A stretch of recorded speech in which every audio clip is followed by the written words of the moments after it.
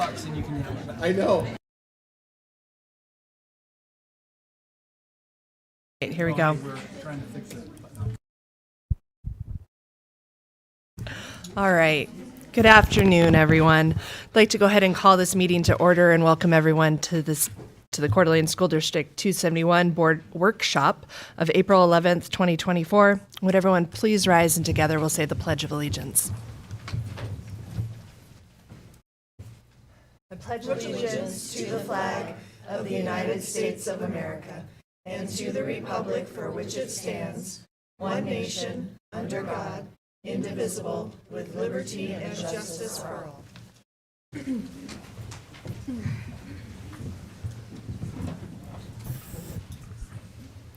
I'd like to introduce our participants for this afternoon. So starting at my far right is Ms. Marianne Southwick, Clerk of the Board, Dr. Sean Hawker, Superintendent. To my left is Ms. Leslie whatever. Sorry, Leslie, all of a sudden. At least I'll get it out now, okay? Vice Chair, Ms. Heather Tenbrink, Board Member, Ms. Allie Anderton, Board Member, Mr. Jimmy McAndrew, Board Member, and I'm Rebecca Smith, Board Chair. Public comment will not be taken tonight at this workshop. Comments for the board may be submitted via email at trustees@cdaschools.org or in writing through the clerk. Thank you. Is there a motion to approve today's agenda? So moved. Second. All in favor? Aye. Any opposed? All right.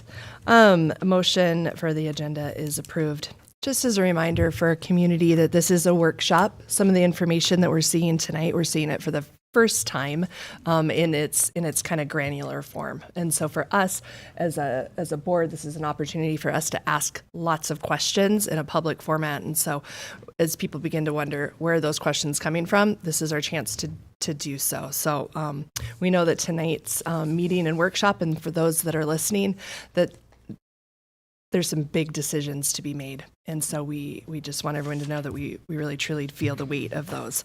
We are not noticed tonight for action. That will come at a later date. Right now, we've pre-talked with Ms. Southwick that will be on April 29th when we will make decisions. Between now and then, and I'll repeat this again at the end, we would welcome additional comments emailed to us on the board. All right, I'd like to turn tonight's discussion then over to Dr. Hawker. Thank you, Chair Smith, and I'll kick us off, and then we will have various different department leads walk us through a brief presentation to kind of share with you. We want to memorialize the conversations that we've already had briefly, and then share with you some new information as the legislation has recently wrapped up. And then present to you some options, and we'll go there. So the next slide, you can see there's the agenda. Just kind of basically just reviewed that background, fiscal outlook, the legislative update, and our proposals for cost reductions, as well as the upcoming timelines and kind of what's next. So let me share with you the background real quick. Overall, here's our challenge. We have in our current situation an estimation of about $6 million more in costs next year than we do in revenue coming in. Next slide just kind of highlights why we're there, and although there's probably lots of reasons, we've really just narrowed those down to three primary big reasons, and that is, of course, lower enrollment that we've all been monitoring and watching for the last several years, especially since COVID. The reduction of state funding with the change in how they fund schools from enrollment to attendance, and then increased costs.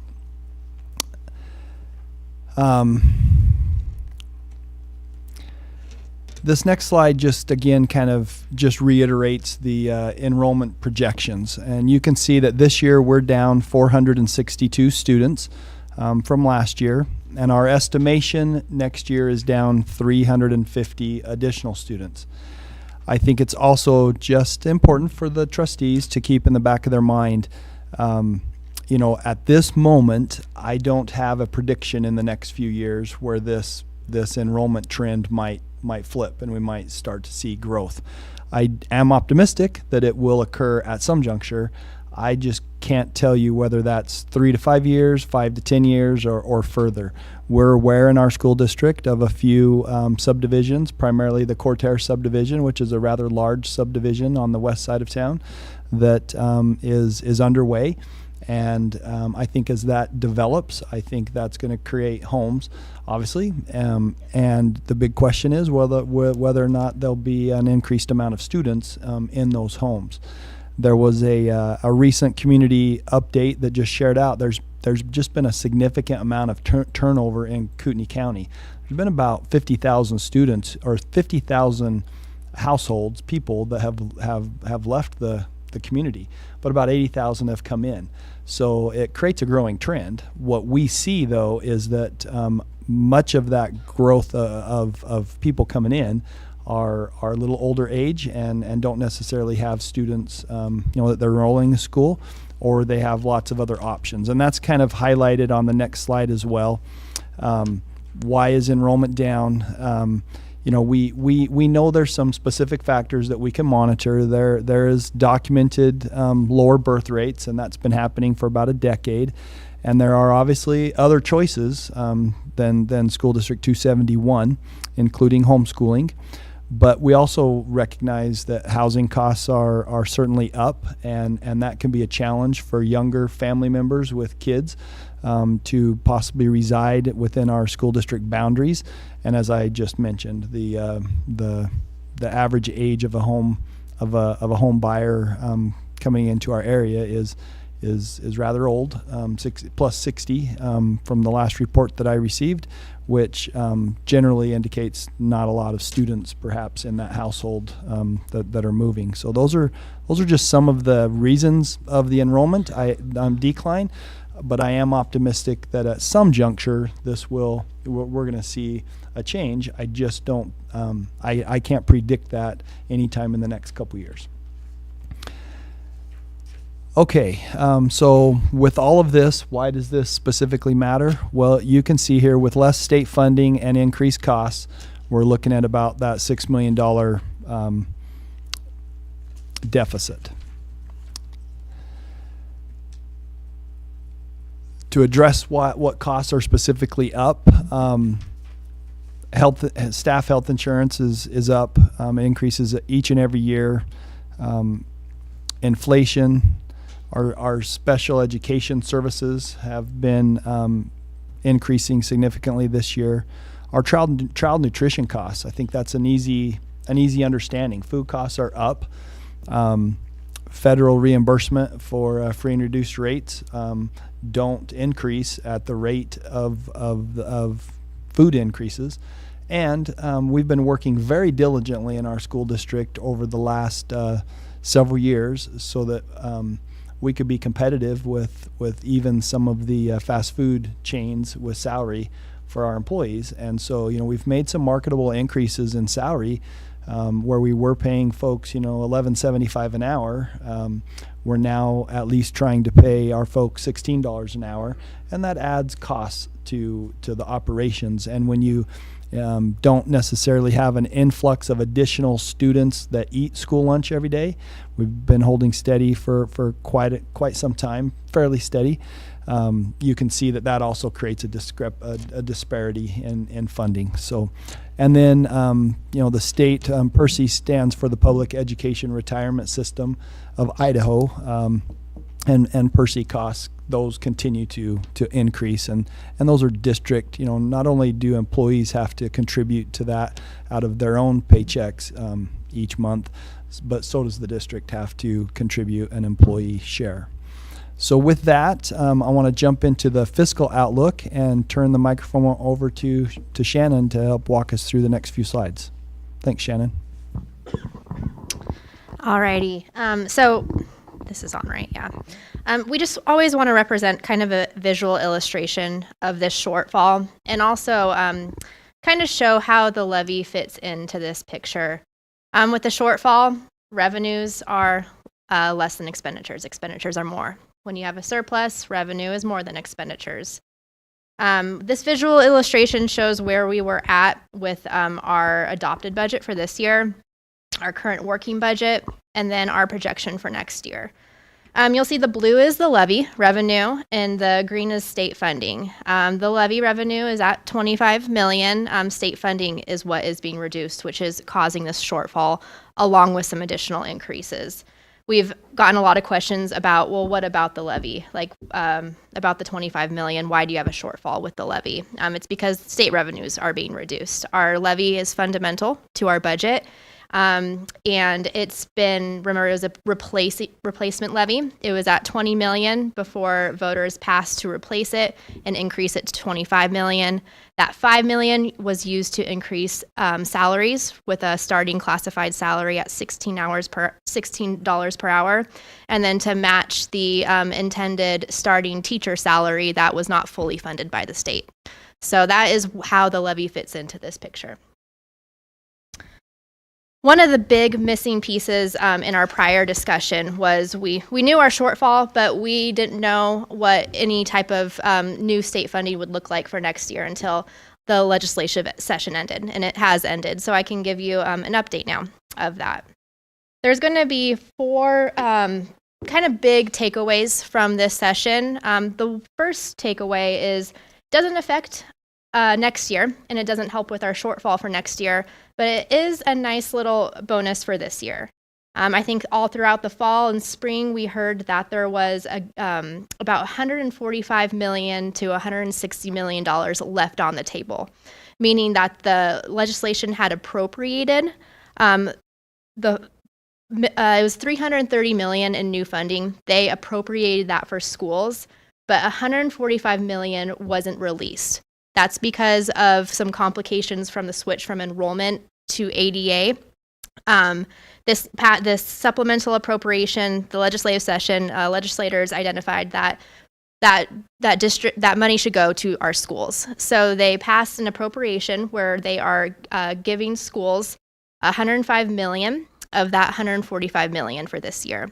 We'll get it based off of our protected support units. So that means about $3.1 million in new funding for this year. It will be one-time funding. Our current recommendation is to keep it in the general fund reserve to increase our fund balance. That would increase it from 6 to 10%. It would provide our fund balance would be able to cover 1.2 million of or 1.2 months of our operating expenditures, and it would help our cash flow become a little more healthier. So we are not super concerned when we get into July and we can't make payroll. We were looking at there would have been a possibility for next year that we would have to get a payroll loan for July as we wait for our August advance payment. So with this new funding, it would really help out our cash flow, and we would be healthy for July of next year.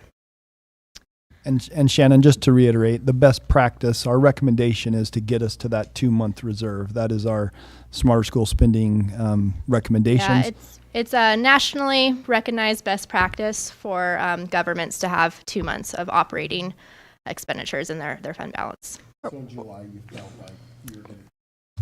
Next July, yeah, we would end the June just based off of my cash flow model from fall, about $4 million at the end of June, which would not cover 8 million payroll. So A burn rate of about months right now before we would be.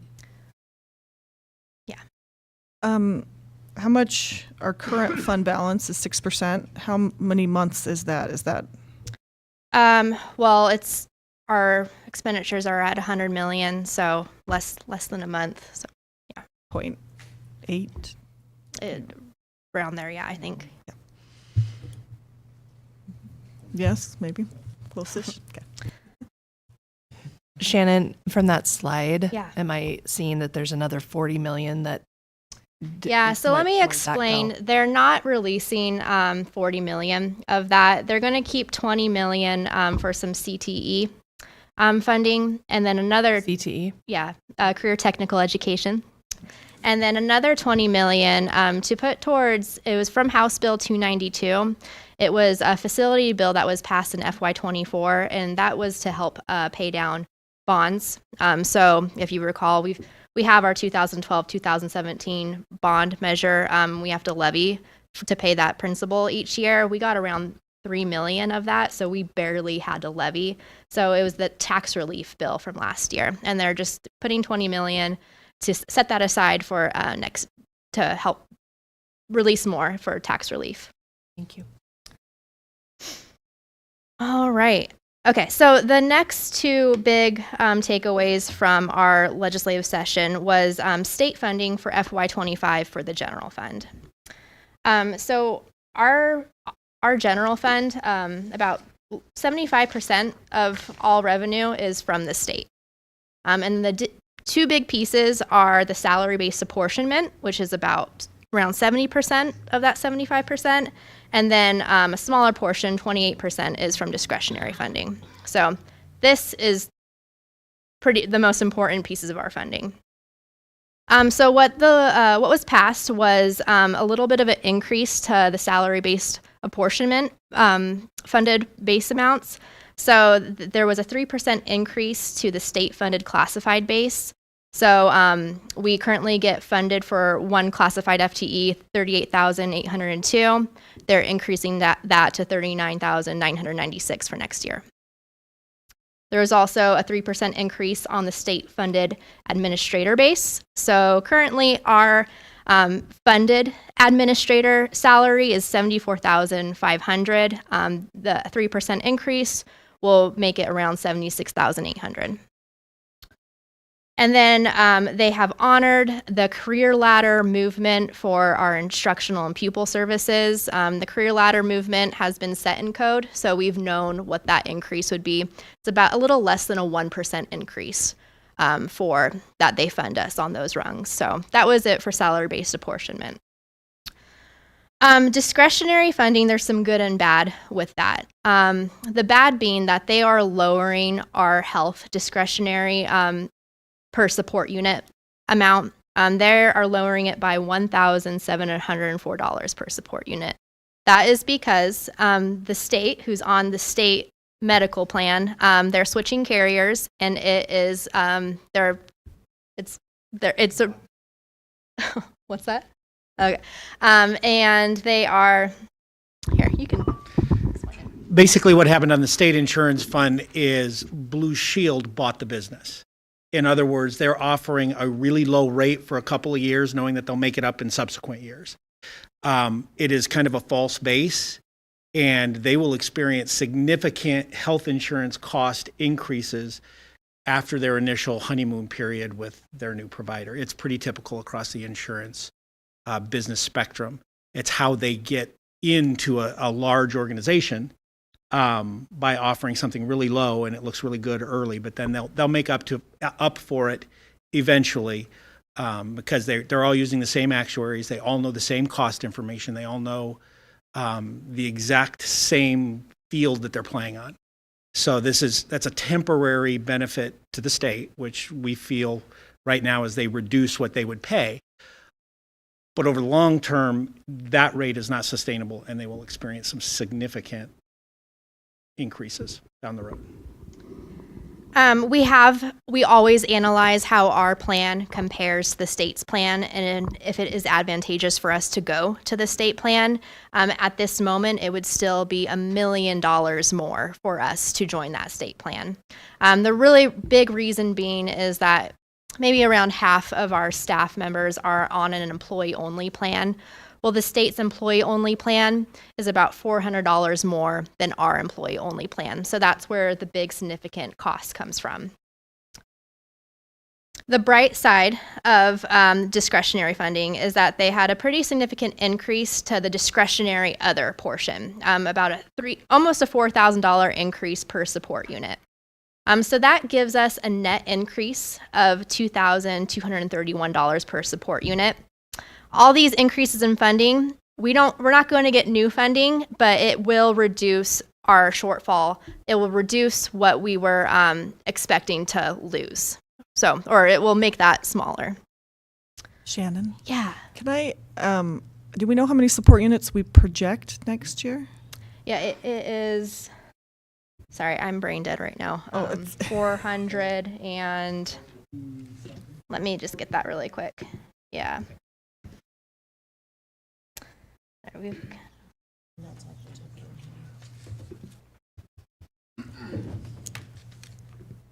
I'm sorry, I should know this at the top Oh, of my no, head. it's totally, Just a little. you have a lot of numbers swimming there right now. Yeah, 442. 400 is our yeah, projection Yeah, for our next year. adopted budget amount was 477. Our current working is 472. Okay, I'm sorry, say it again for me. Yeah, it's going to be 442 for next year. Okay, we adopted at 477 and we are working, on 472. Okay, It reduced okay. because of the cost protection. Okay. If we experience flat enrollment from FY23 to FY24, our ADA support units was calculating to 477. So the decline in enrollment of 462 plus the projected 340 is bringing us from 477 support units to 442. So that's where that significant gap comes from. So that health piece is about $750,000. Is that what it breaks out to? The difference? Jimmy, I cannot do math in Nope, my head I right now, but trust ya. Yeah. Okay, the last piece, the really big headliners was the HB 521 facility bill. That is the $1 billion bond over a course of 10 years that the state would issue to pump a lot of state facility money in for districts and charters. I think last legislative session, they really understood the need for the growing deferred maintenance, schools falling apart. So this is a great start. It's not enough to build new schools, of course, but it's going to be a great amount to help with our deferred maintenance. The CDA is expected to get around $36 million. We can either take it in across 10 years as annual distributions, or we can take it all in one lump sum. We are going to recommend the lump sum. The reason being is if we choose the annual amount, we can only use it to pay down our levies, meaning it's not new money to help with facilities. We would have to use it to cover our the rest of our bond, our 2017 bond, and then our supplemental levy. So it's not new money. If we took it in one lump sum, we could invest it. The interest earnings could be only used on more maintenance, but that's still great. That is kind of a great investment and a funding source for us ongoing. Or we could use it on approved school building maintenance projects. There is one thing, it's not going to be an entirely new $36 million for us. $26 million is going to be the new money. We have to set aside $10 million. The reason is they're getting rid of our school lottery funding, and that's about $1 million each year. So without that school lottery funding, we would lose $10 million over the course of 10 years. And that currently, we use that in our general fund to cover our maintenance salaries and maintenance expenditures. So without that, our shortfall would grow from $6 million to $7 million. So we need to reserve that. There are so many unknowns about when we could receive the funding. Remember, they have to issue the bonds first, and that takes a long time. I've heard kind of through webinars and stuff, they only have enough cash on hand right now at the state level to give schools release just the 1 year distribution. So it's going to take a little time for us to get that lump sum.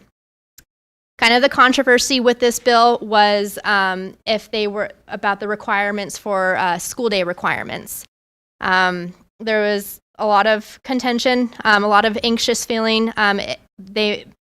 If there was a school day requirement, no one knew what the school day requirement was, but a lot of 4-day schools, more than 40% of the state is on a 4-day week. They might lose out on the funding because they wouldn't meet the required school days that you have to have in order to get the funding.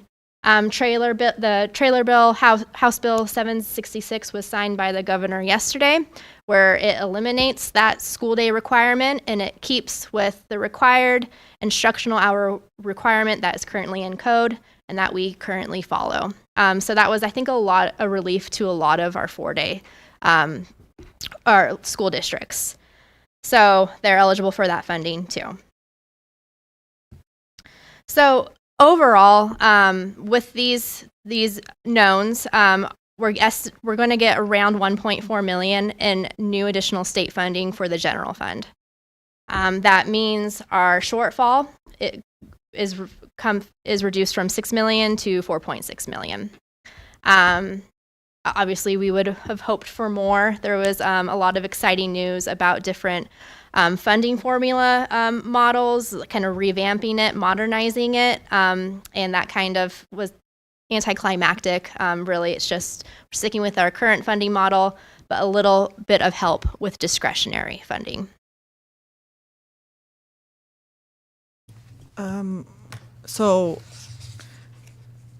the 1.4 in additional state funding would include things like the 3% additional for classified. The state-funded classified, yes. State-funded classified. And the state-funded admin and the state-funded career ladder. So if we actually did those things, is our budget shortfall still 4.6, or is it more than that? If we pass those along, we'll show you how that is impacted in a second going down. Okay. Yeah. Shannon, just Yeah. because we're on this slide, Yeah. could you go back to the 3% increase? So that's what the state funds as far as the classified base goes. What's our base when we hire our staff? I'm So sorry to put it's you on the spot. tough because that is based off of that is based off of a 1 FTE classified. So that for us would be a 12-month employee working 40 hours a week, 2,080 hours a year. There's not a whole lot of our classified staff that is in the category. I think you'll have your custodians in that category, some of your district office staff. Most of our classified staff are, building office managers. They're working less than 12 months. So it's really hard to say. I would apply. I'm looking at you because you are really good at math in your head. Yeah, in terms of employee numbers, it's different. Eric, could you use the mic? Yeah, Oh, sorry. In terms of true employee numbers that we're talking about, it's different than our FTE because they calculate it completely different than we do. And we don't have a lot of those 40-hour-a-week people.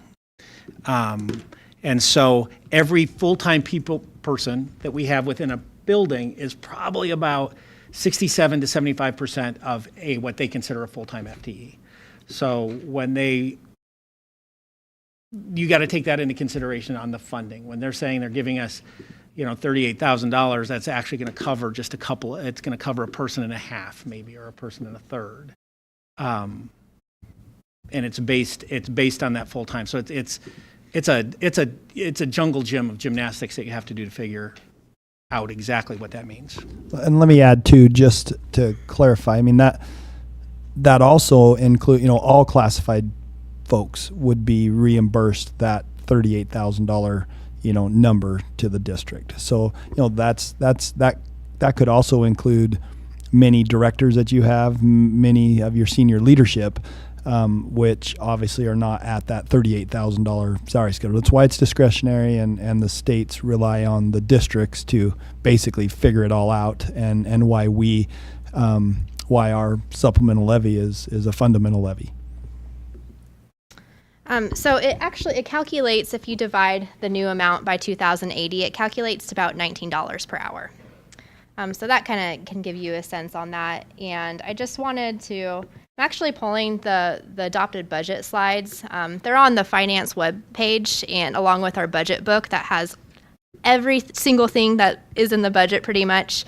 And it's important to know that the state only funds around 180 classified staff, FTE, and we have far more classified FTE than that. So just wanted to put that disclaimer too. They're only funding 180 FTE with that amount.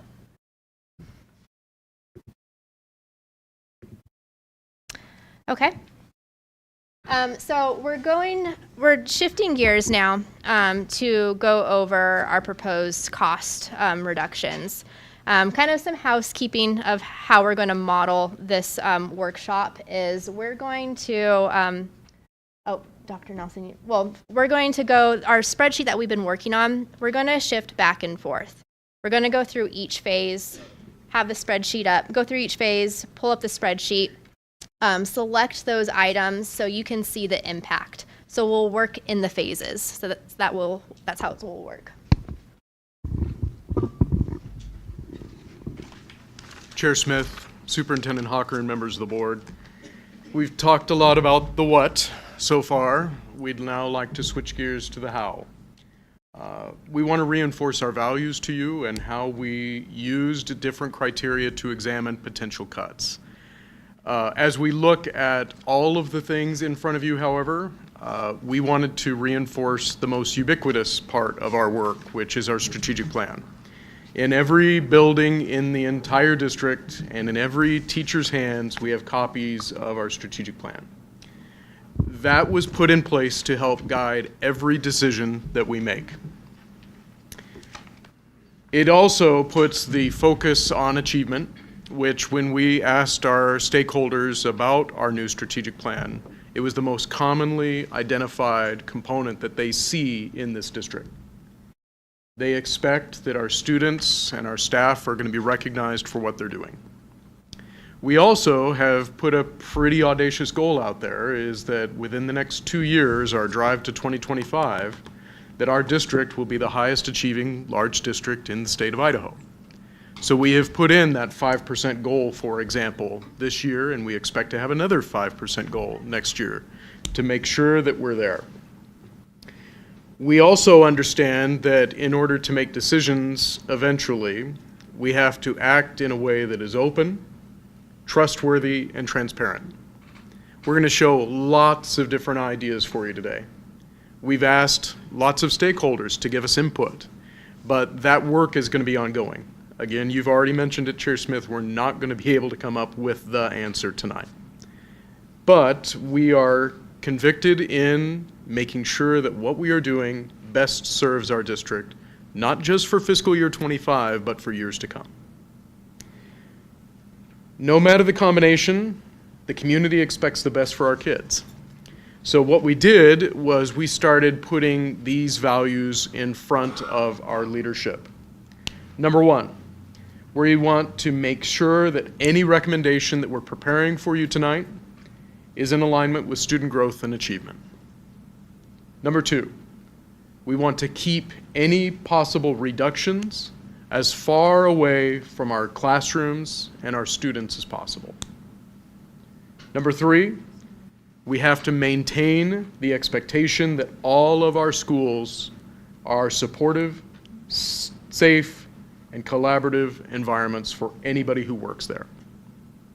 And four, we've got to maintain clean, well-maintained, and functional sites throughout. Those were our four criteria, but we also started breaking things down quite a bit. We looked at every line item that we expend, and we started looking at programs and people. And to elaborate upon that a little bit more, Eric is going to dive a little bit deeper into our numbers. So here we go. This, so far it's been all fun and games, and now we get to do some tough stuff. And, Shannon and I looked around all day today to find people who would volunteer to take our place, and nobody raised their hands. So it's stuck with us. I envy you guys for the decisions that you will have to make, as much as I dislike the fact that we're going to be talking about the things that we're talking about. The people behind me, the people in the district, they are all working hard, and they are all doing good work. And the things that we're going to talk about that have impact on people are hard. And nobody goes into this with an attitude of laissez-faire or this is just what we have to do. Each one of these decisions is impactful in terms of there is a person tied to it, while at the same time necessary because of what we are chartered to do, and that's educate students. And we've heard our community. We've heard the state. We will operate within the parameters that they have given us, and we will still deliver the best possible education that we can deliver. But in order to get there with what the state and our community has set forth, we've got some things that we need to do. So, how did we get to the options that we are about to present to you. We worked collaboratively with senior leadership and the executive committee to take a look at potential areas that we could work with. We reviewed staffing ratios for specific positions, compared those to districts throughout the state, districts that are similar to us in composition, as well as districts in Washington to see what across the border they're doing, because that impacts us as well. We have worked with building administration to help clarify what the building priorities may look like, what they would prefer to have or not have, what they can do with or without. We've utilized community input through the Smarter School Spending Committee to help determine what some of those spending priorities could be as well. We have taken input from a lot of different people. We've taken into consideration right sizing, and that's not just right sizing of our classroom staff, which has happened every year. We haven't done right sizing on our pupil service side since 2019. And that's about 1,000 students ago. And that makes it hard as we start taking a look at those positions as well. And we took an in-depth look at our enrollment and the trends regarding our student and family demographics. None of these things were just plucked out of the air because they were easy. Each of these are difficult. What we did is we put together a process in phases. We have created 5 different phases that we could go through with priority, with phase 1 being the things that we should do first, phase 2 being second, and so on. We hope to never have to get to phase 5, but there are options out there. So let's begin that work and take a look at our prioritized reductions in phase 1. And again, these are our recommendations, but are not, set in stone. And Shannon will talk to you about how the spreadsheet will work. Alrighty. So Seth is going to bring up the spreadsheet. And you also have printed a copy in front of you. So there's two. And will you email us so we can do our own Absolutely. Yeah. Okay. Yeah. Thank you. Marianne, if the emailed agenda, it has the live link in there that you can use. So Even now, we could use it right now, or we'll share it with you. Okay. Post meeting. Yeah. Okay. Thank you. Yeah. Alrighty. So in front of you, there is a blank copy. And really what it'll look like, you'll see your up top is that $6 million shortfall. The missing link that we now know is what state revenue for next year will look like. So we've added that in. So that brings our remaining shortfall down to 4.6. We have nothing selected when Eric starts going through phase 1. Once we go through phase 1, we'll select that so you can see the impact. The second page will show all our recommendations. We'll review that at the end. So that's how it'll work. So phase 1. We start with aligning our teaching staff with current enrollment, that is 19 positions. To date, we have more than enough resignations and retirements to cover those 19 positions. We are not looking at reducing staff. I think we are in a very comfortable place just to do the simple right sizing as we typically do every year in the classroom. We propose reducing our custodial vacancies. What that means, and I think Shannon has a better grasp on this than I do, is we aren't going to look to hire necessarily new custodians. We are going to replace them with contracted labor if we need to. And right now we are basically fully staffed, utilizing our current employees and contracted labor. So we have to budget. Part of the budget process is we budget for vacancies, so now we won't have any vacancies. And again, this is another cost reduction that doesn't affect people. That's why it's there in phase 1. We're going to reduce our building budgets by approximately 5%. Each building gets a budget of discretionary spending. We're looking at about a 5% decrease in budget. We are going to take 5% from each building budget.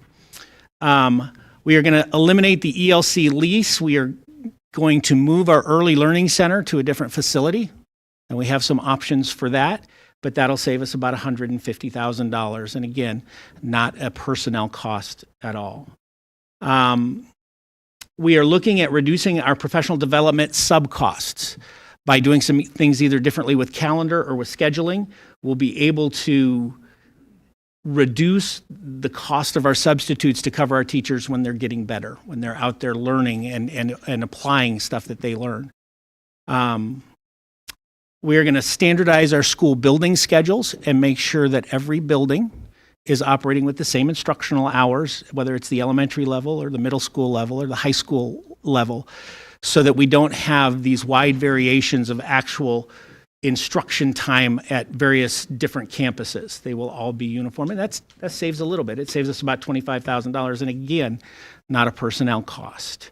We're going to reduce some of the institutional software and assessment tools that we currently utilize, and that will save us about $76,000.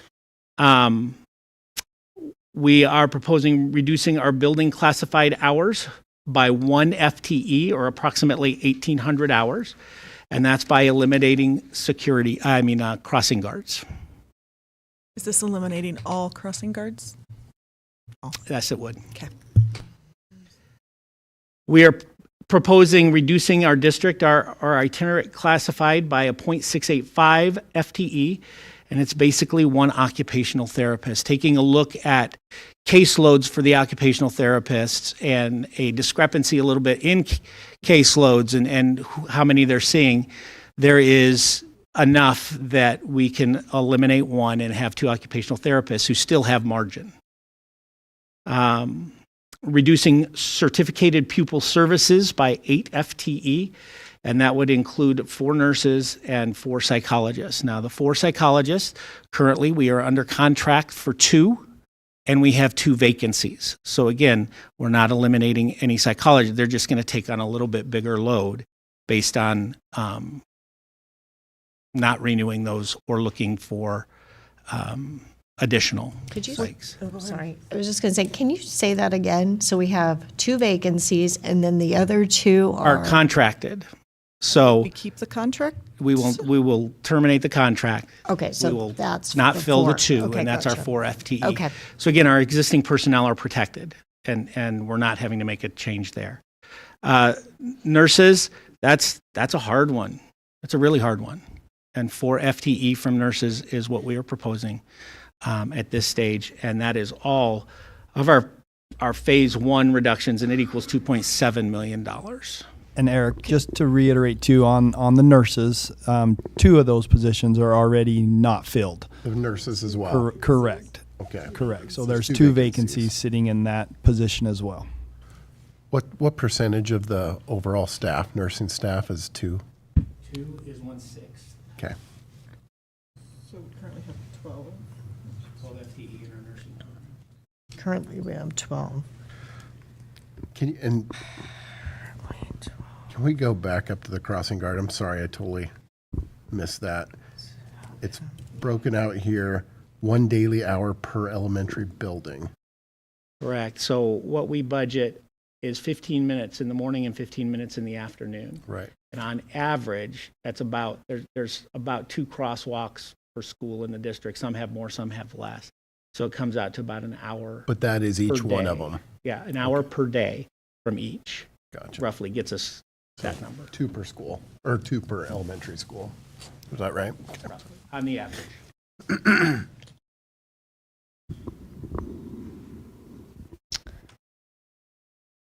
All right. So, Seth, if you could go to our workbook. Oh, really quick. Oh, yeah. Do we know what impact on liability, insurance, anything like that? Any of these stand out to us? So again, we, in regards to specifically like the crossing guard, is that what you're referring to? Crossing guard, nurses, psychologists, all of it. There's great impact in all of those. That's why all of these decisions are really tough.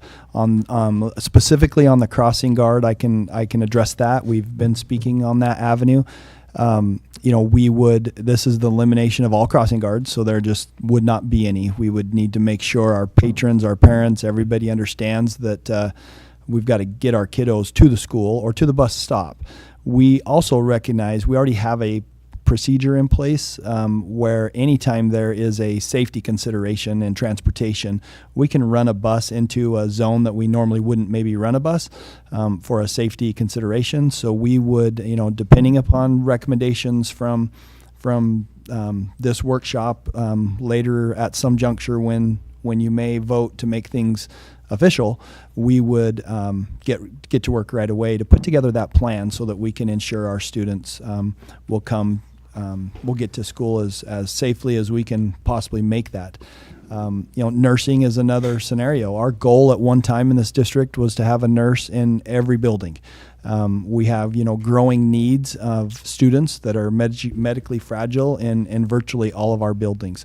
So it is not taken lightly to consider, reducing those nurses by a couple more nurses. With that, it would change a structure. You would have essentially an assignment where a nurse would have at least a couple schools to supervise and have to, create that schedule. There may be avenues for students that do require specific nursing care throughout the day. We may have to consider some consolidation of services, and if a nurse is assigned 2 or 3 schools, we may offer those services in 1 or 2 of those schools.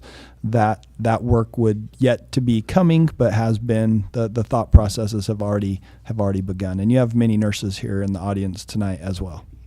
Yeah. Thank you. All right, so we'll switch over to our workbook so you can see the impact of those decisions on the shortfall.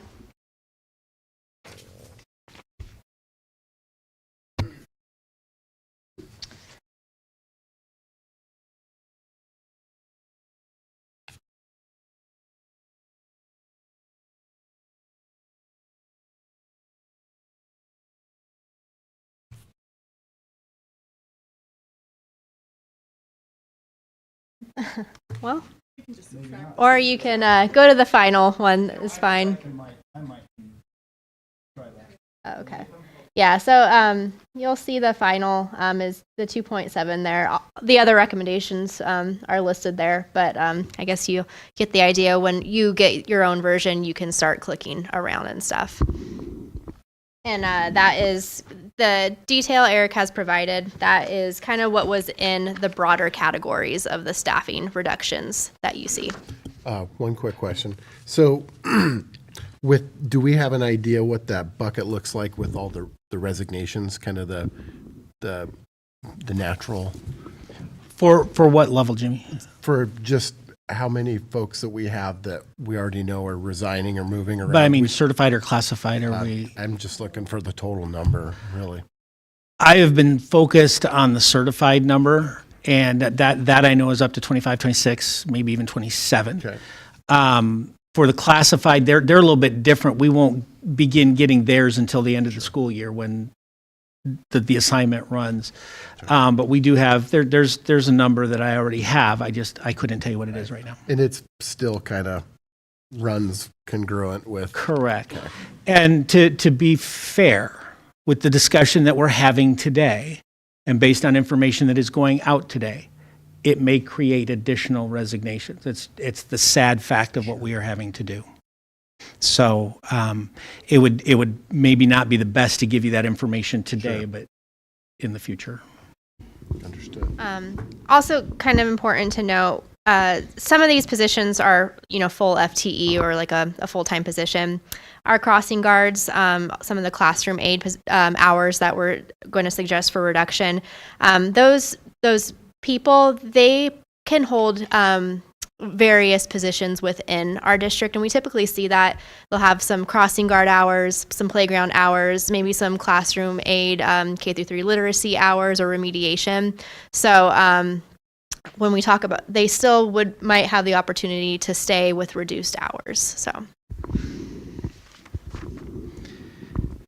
our phase 2 recommendations, we would reduce our building classified staff across the district by 2.5 FTE by reducing classroom assistants by about 10 hours per week per building, as well as 2 secondary office staff members across the 3 buildings. And that, again, that could be a combination of people. It could be 2 full-time people. Or can I ask a question? This might be a silly question, but we're talking about phases. So phase 1 obviously is boom, done.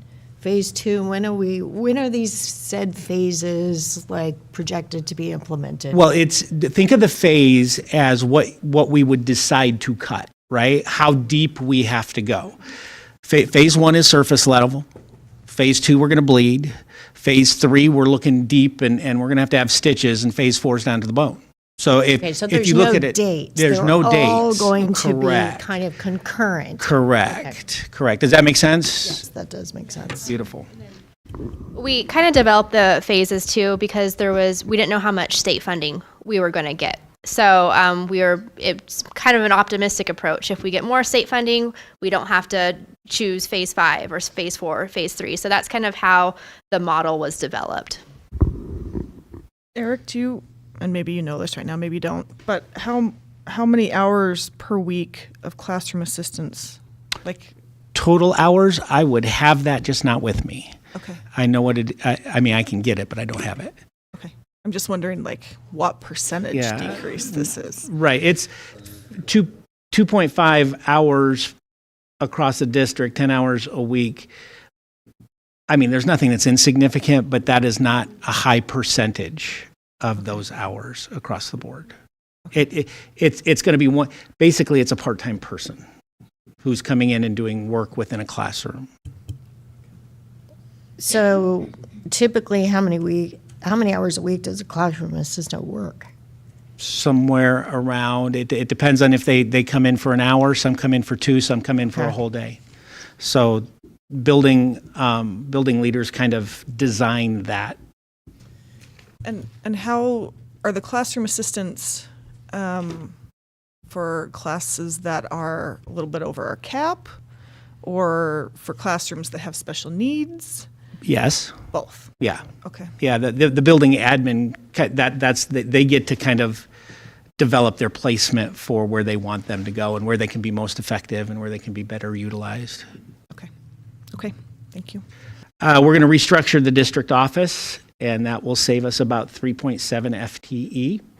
We're going to reduce our certificated public services staff, 3 SLP, speech language pathologists, and I think we've got 3 vacancies there. Let me-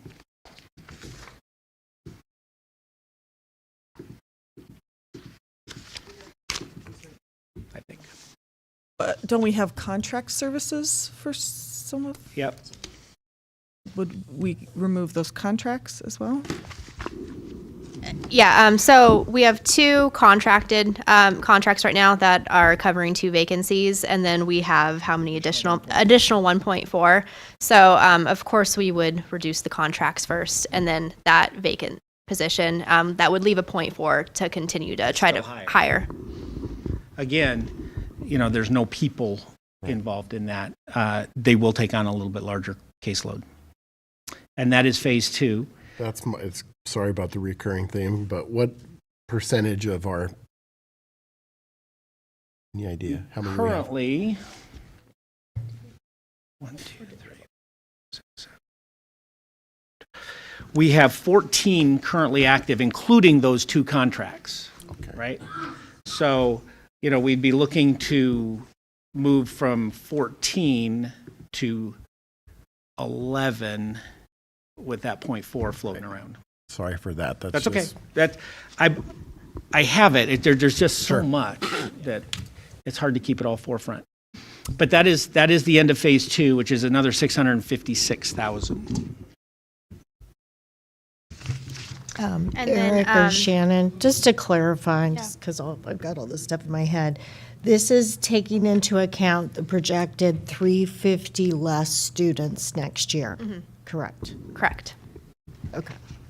So just And then wanted to give you an answer. Now, these are just some rough calcs, but we have 260 daily hours of classroom assistant. If you divide work, they're mainly at the elementary level. So if you just divide that quickly among daily 11 buildings, that's about 24 hours per day. Now, there's larger buildings than others, but that's just some rough math for you. Dr. Hawker, if a student needs speech language, services were required, in many of their plans. That's correct. To If the to provide IEP them, requires services, we provide those services. right. And so our plan then would be that that the speech language people would continue just to take on a larger caseload That's in correct. order to meet those services. That's correct. Okay, thanks. All right, so now Seth has up top what phase 1 and phase 2 does for our shortfall. So now it is bringing our shortfall from 6 million with the 1.4 new funding to 1.2 million. So that is what is remaining that we would have to find to cover.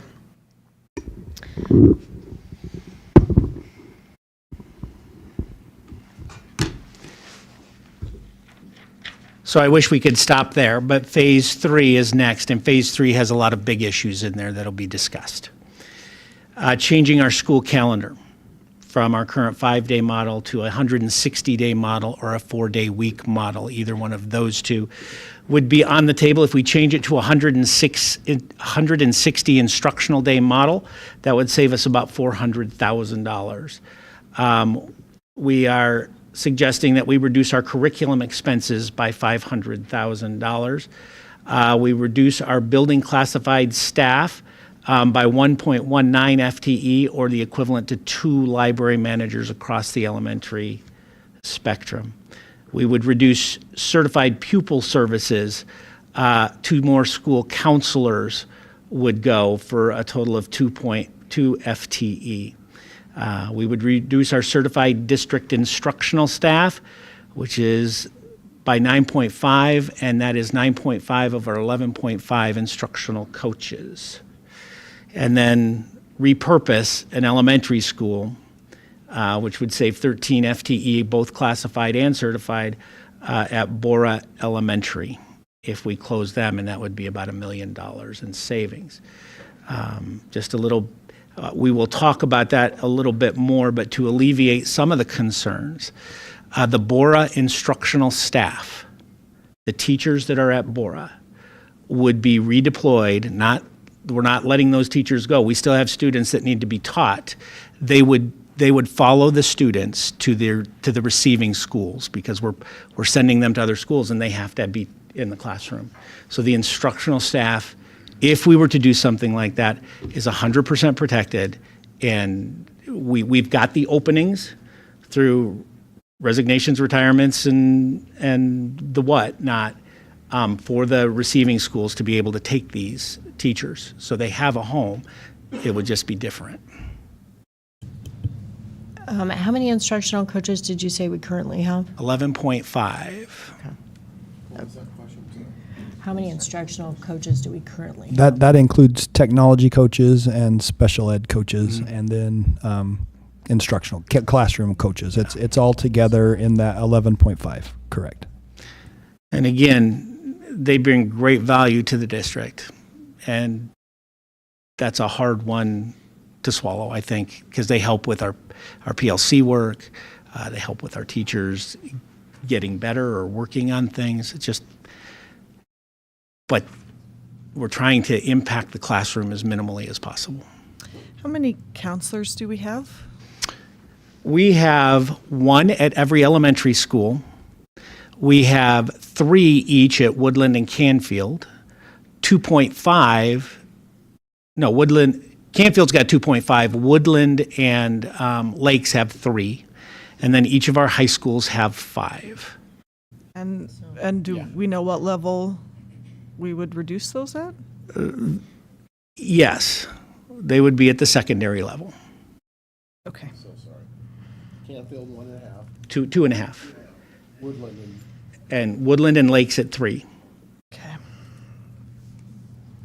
This does not include college and career, or the numbers you gave me, did they include college and career? No, CCR is separate. Separate. Okay.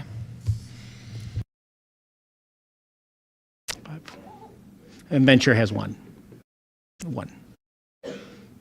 Sorry, I forgot that.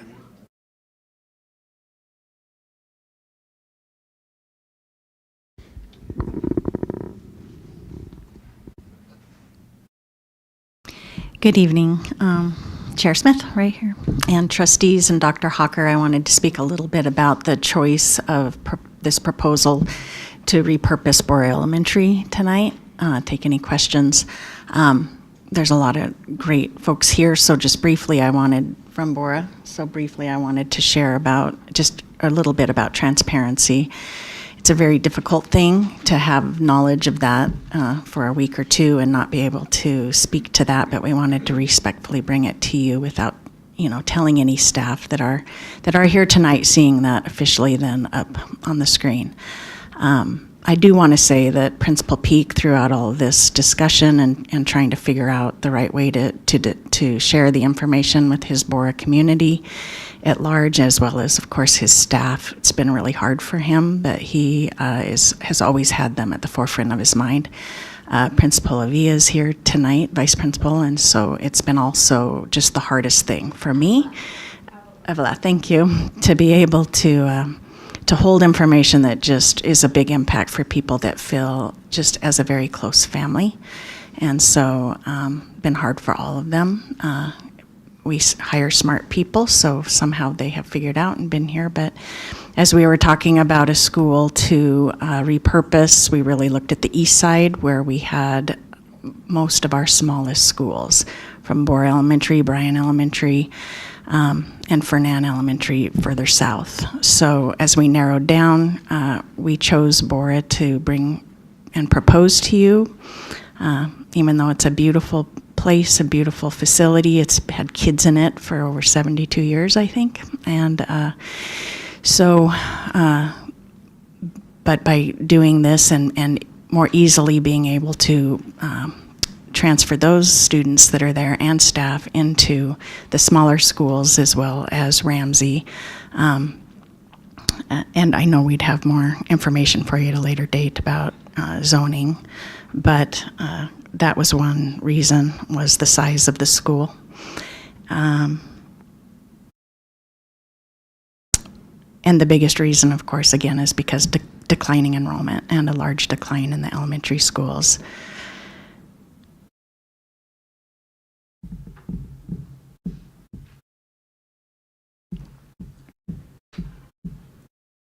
Dr. Hawker, do you want to, is this an okay time for questions? Do you want to tell us, we have the word up there, how would we use that space? Yes. Sure. We've been very purposeful in selecting the word repurposing because I think there could come a time where we may need to open that school back up, possibly for what we would consider, traditional coursework, classroom. But in the meantime, repurposing that building, what it would allow us, what we would do is we would move our early learning center into that facility. So now that was back on one of the initial early phase 1 recommendations to terminate that lease in the facility that we currently have to save $150,000 and move those students. And then we're looking at lots of other avenues. I don't have specific details to share with you, but we think we can use that facility to possibly provide some childcare opportunities for our staff. I think that could be a great facility to do some work like that. There may be some avenues to do lots of different kinds of things in that building for a few years. So we would not want to, board it up and turn it all off and leave it unattended. It could be used in some other ways, but the shifting of the staff to other schools where the students might follow that's where the savings from closing that school come from, some utility savings, but primarily the reduction in some services that we wouldn't need when we move into another school and get those consolidated efforts in a different school. So that's your administration, that's your school counselors, your school counselor, I should say. That's custodians and cooks. Those folks would all go into a list, and our hope is that we would have vacancies throughout other spots in the district to be able to place them.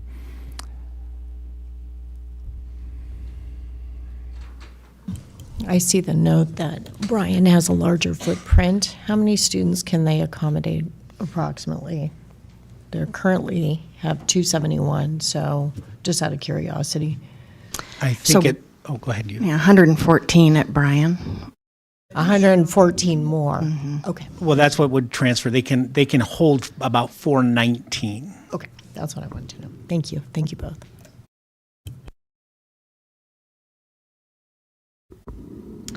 All right, so we are going to show now the impacts of those phase 3 reductions on how it affects our shortfall.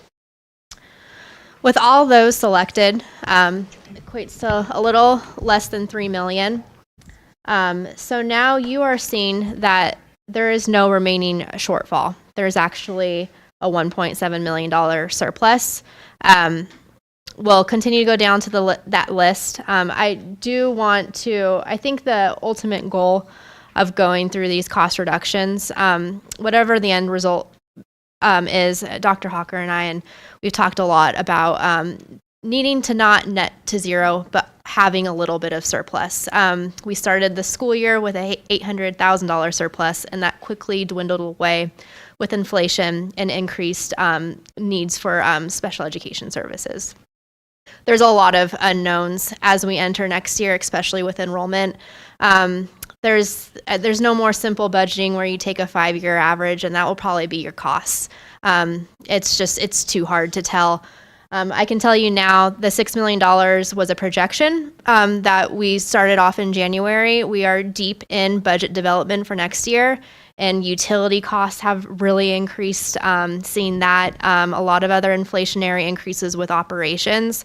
So having at least a $1 million surplus is needed, especially as we don't know what enrollment will continue to look like. And we're really trying to balance the budget now instead of having to reduce a lot this year and then continuing to have to reduce and be super reactionary.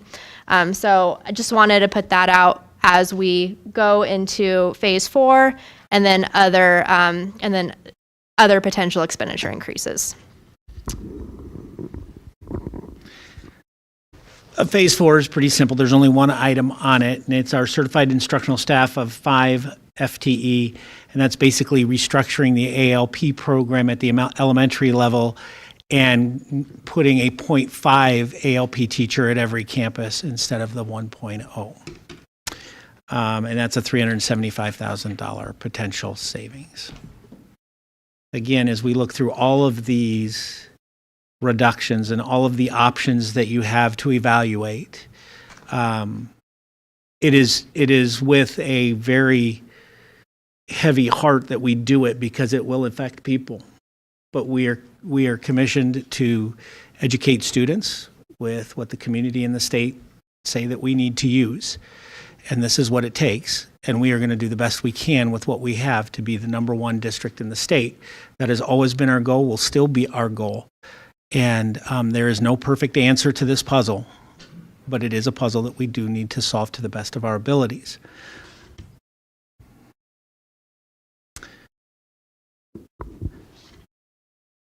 So I'm sure there are further questions that we will have as we dive deeper into the next piece on the board, and that is our school calendar cost-saving options. What does that look like? We've got a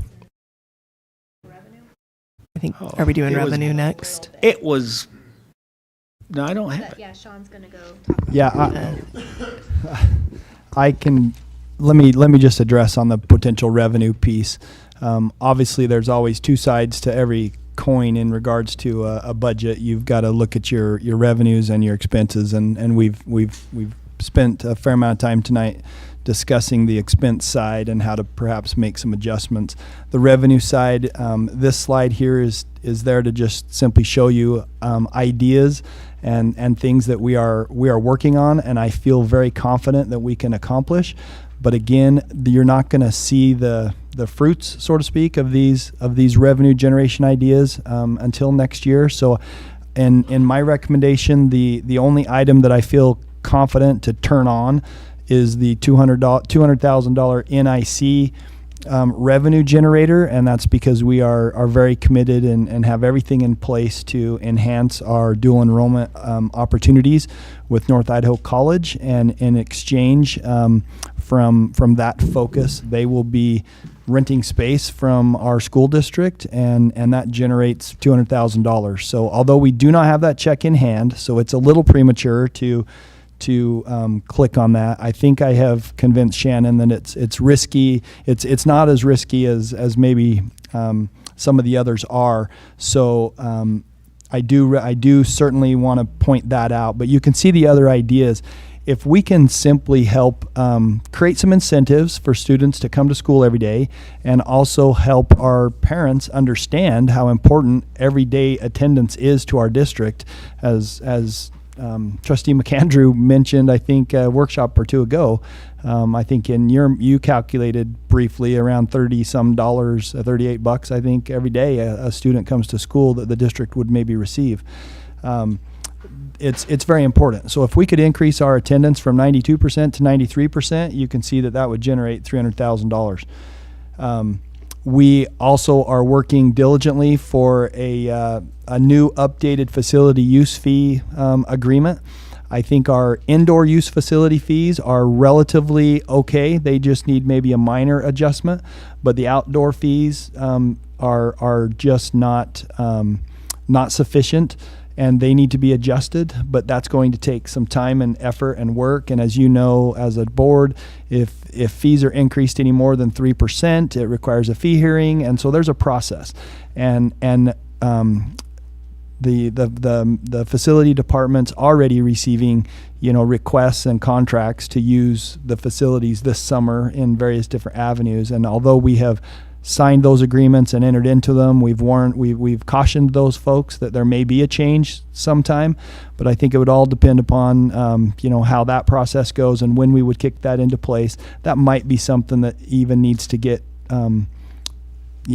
implemented later down the road. It might not even be as quick as this summer to generate that additional $20,000.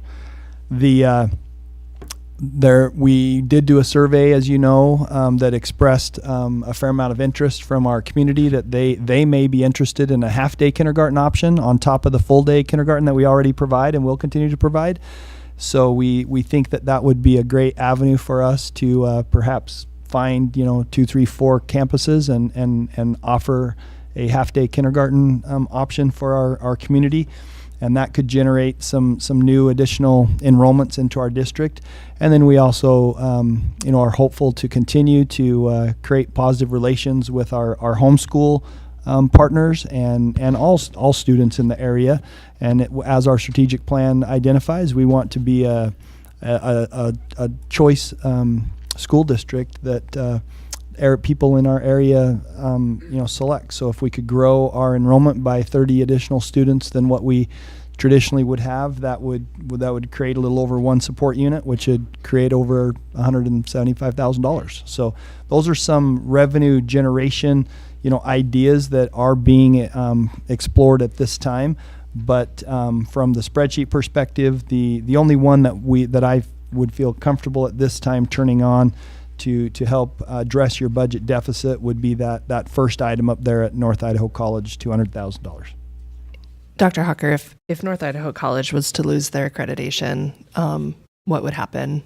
I mean, how guaranteed then is that $200,000? Well, the good news is, from a student academic perspective, somebody, probably University of Idaho, would take on and our students would transfer those dual enrollment courses to them.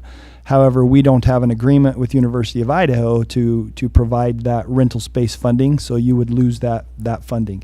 So as North Idaho College is up for accreditation in a year, it's one of those, it's a potential, challenge. However, they're okay for this year, and this budget that we're putting together is for this next school year. So we feel pretty safe, but I'm giving Shannon a lot of credit here. She never likes the what ifs.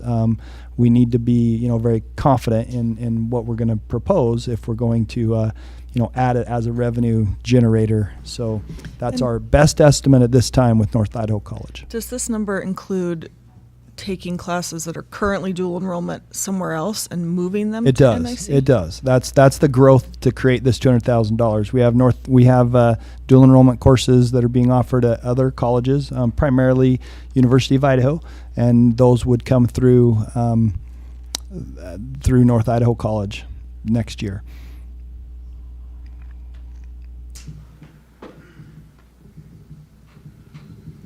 So that's the potential revenue. Is that slide. potential revenue reflected on the? Yeah, It so is now. So it's been clicked. let's put it all together now. Seth, if you could go to our final. So all phases are selected, and that brings. I wonder if both of the alternative school day things are clicked, because that, now it's right. Now it's what it says. Okay. So all phases are selected in front of you now. So that brings a remaining surplus of $2.3 million. The last item that is new that is on this spreadsheet, and then Trustee Tenbrink, you kind of alluded to, was that $4.6 million shortfall after the new revenue. Does that include increases to pass that along to our staff? That 4.6 did not include those increased expenditures. That will be in addition. So we've presented what that, if we passed along what the state did to our staff. Now, funding does not equate to, we don't get all that new funding to pass that along because we're not funded on, we have more staff than we're funded on, right? But it would cost approximately $1.1 million to do those 3% for admin, classified, and then the career ladder movement for instructional and pupil services. So if we took what the funding model and applied it to salary increases.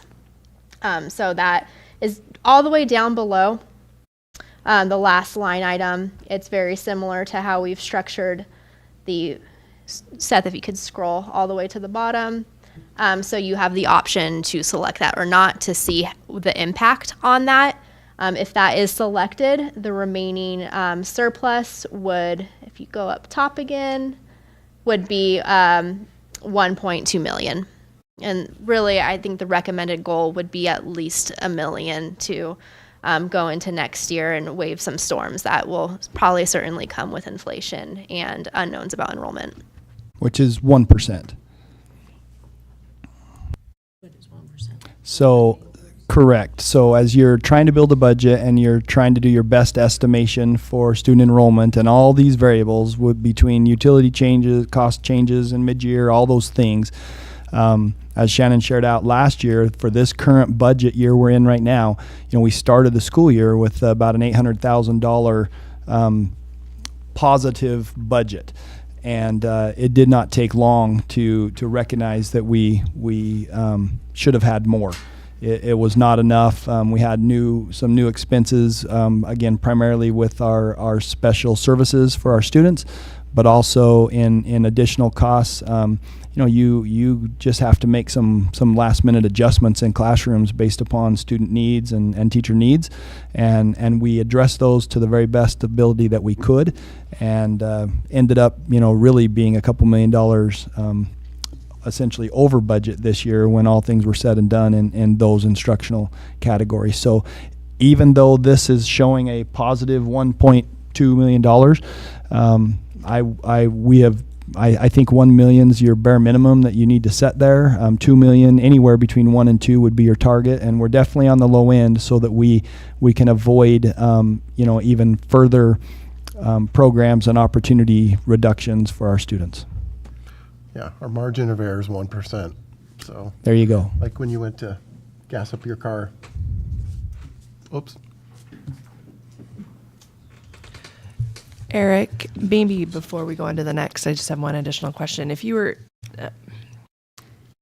is there a number of some of those cuts that that equate to people right now? Have you added up all those phases minus the 19? I have kind of in. I have. I know the FTE. I don't know the people because again, not every FTE, but So And I know how complicated for that the is. first time in my life, I was prescient and figured somebody would ask that question.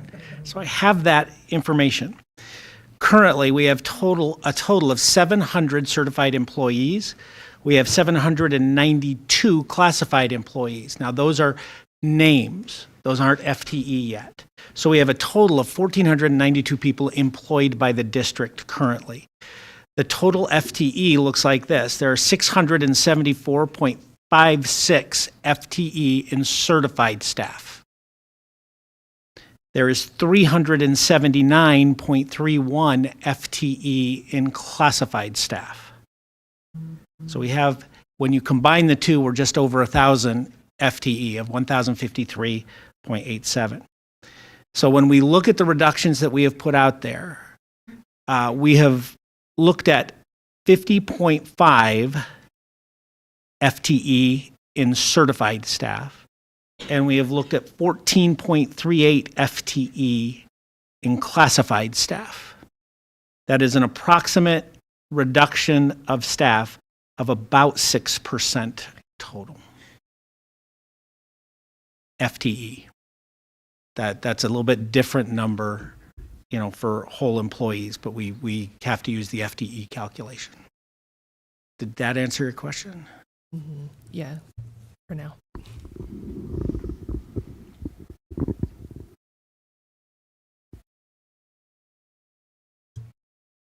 At some point, could you maybe, and I know it's not apples, I know it's not straight across comparison, but could you go back and tell me and maybe share with us how that equates to our 2019, back when our district was at the same size number of students? And so how does all those reductions equate then to where we were when we were 9,000 students before?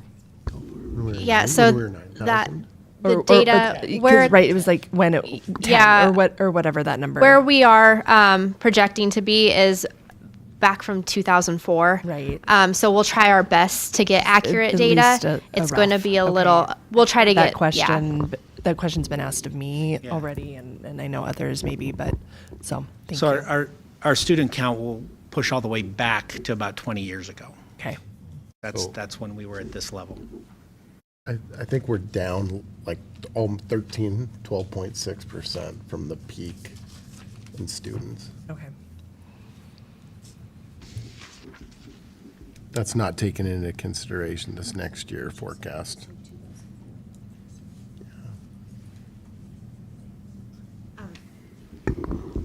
Also with that data, just that was before levy increases as well.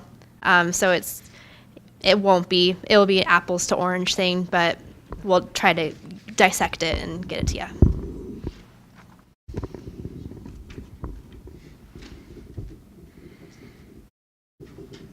All right, deep breath. Let's talk about calendar. We have created, over the course of this process, we've created a number of different calendars trying to figure out, what the legislature may do, what we may need to do, what some of the options are. We've sent out a community survey that was based on the information we had, was the best survey we could do, but now we have different information. We've got different factors to look at. So we have two calendars that we are taking a hard look at here as we go into this conversation. And if we take a look at our survey results,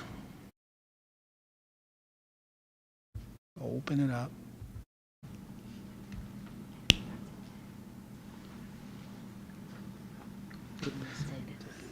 Yep, I don't think I have that, so let's keep moving forward.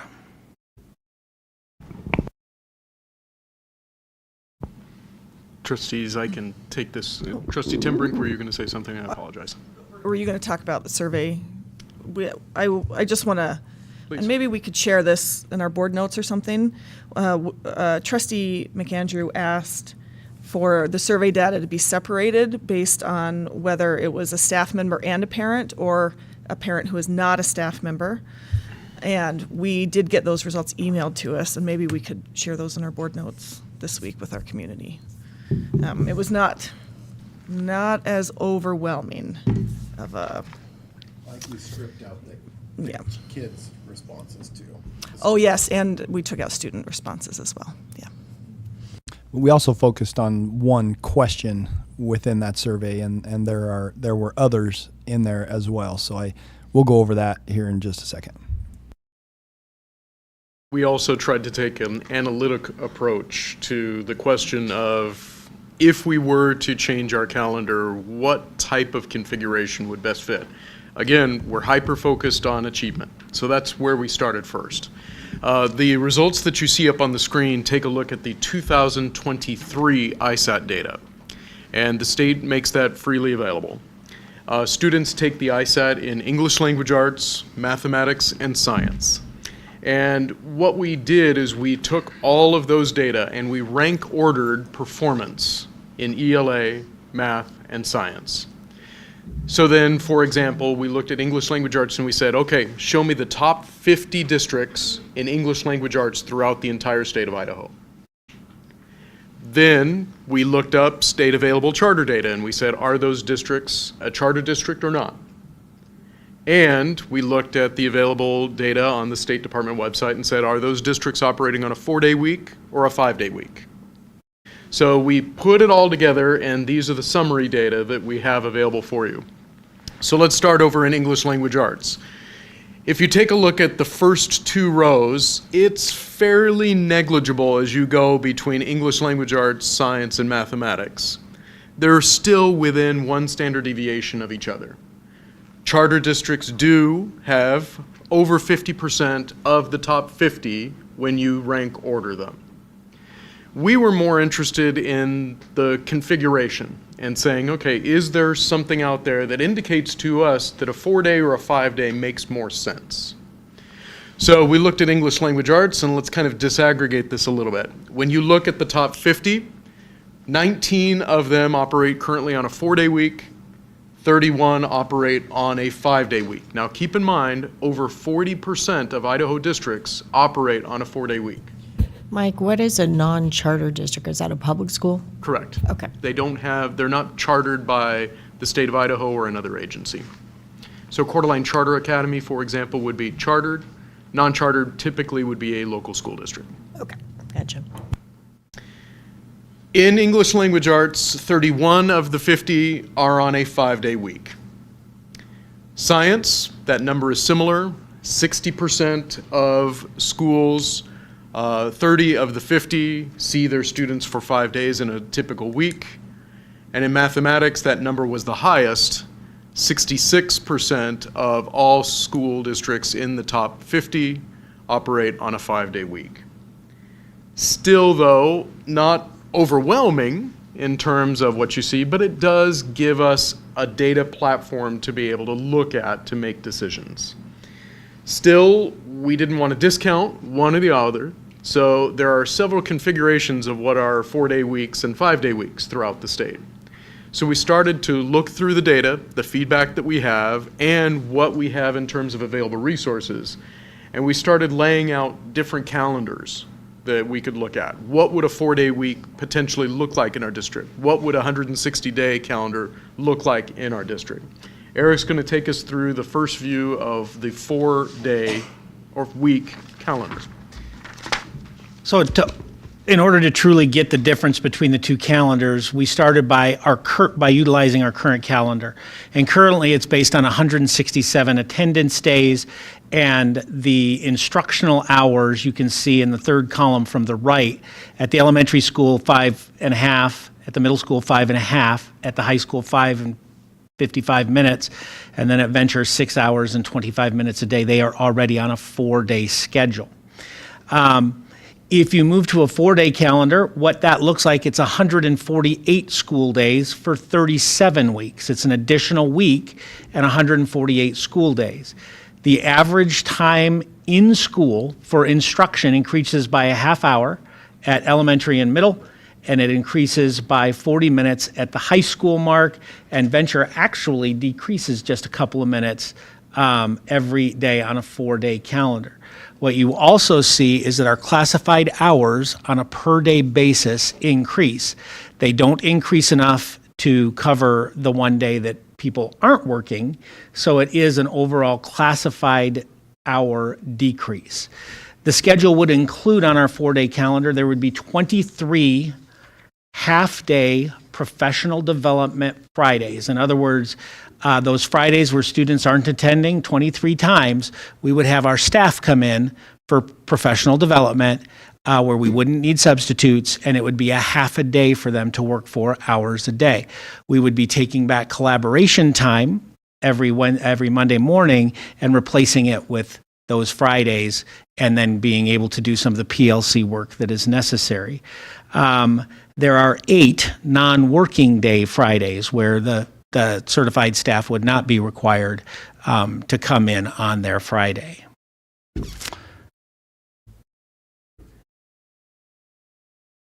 Correct. There's already 6. There's four, yeah. 23 half days and then 8. That's how you back it.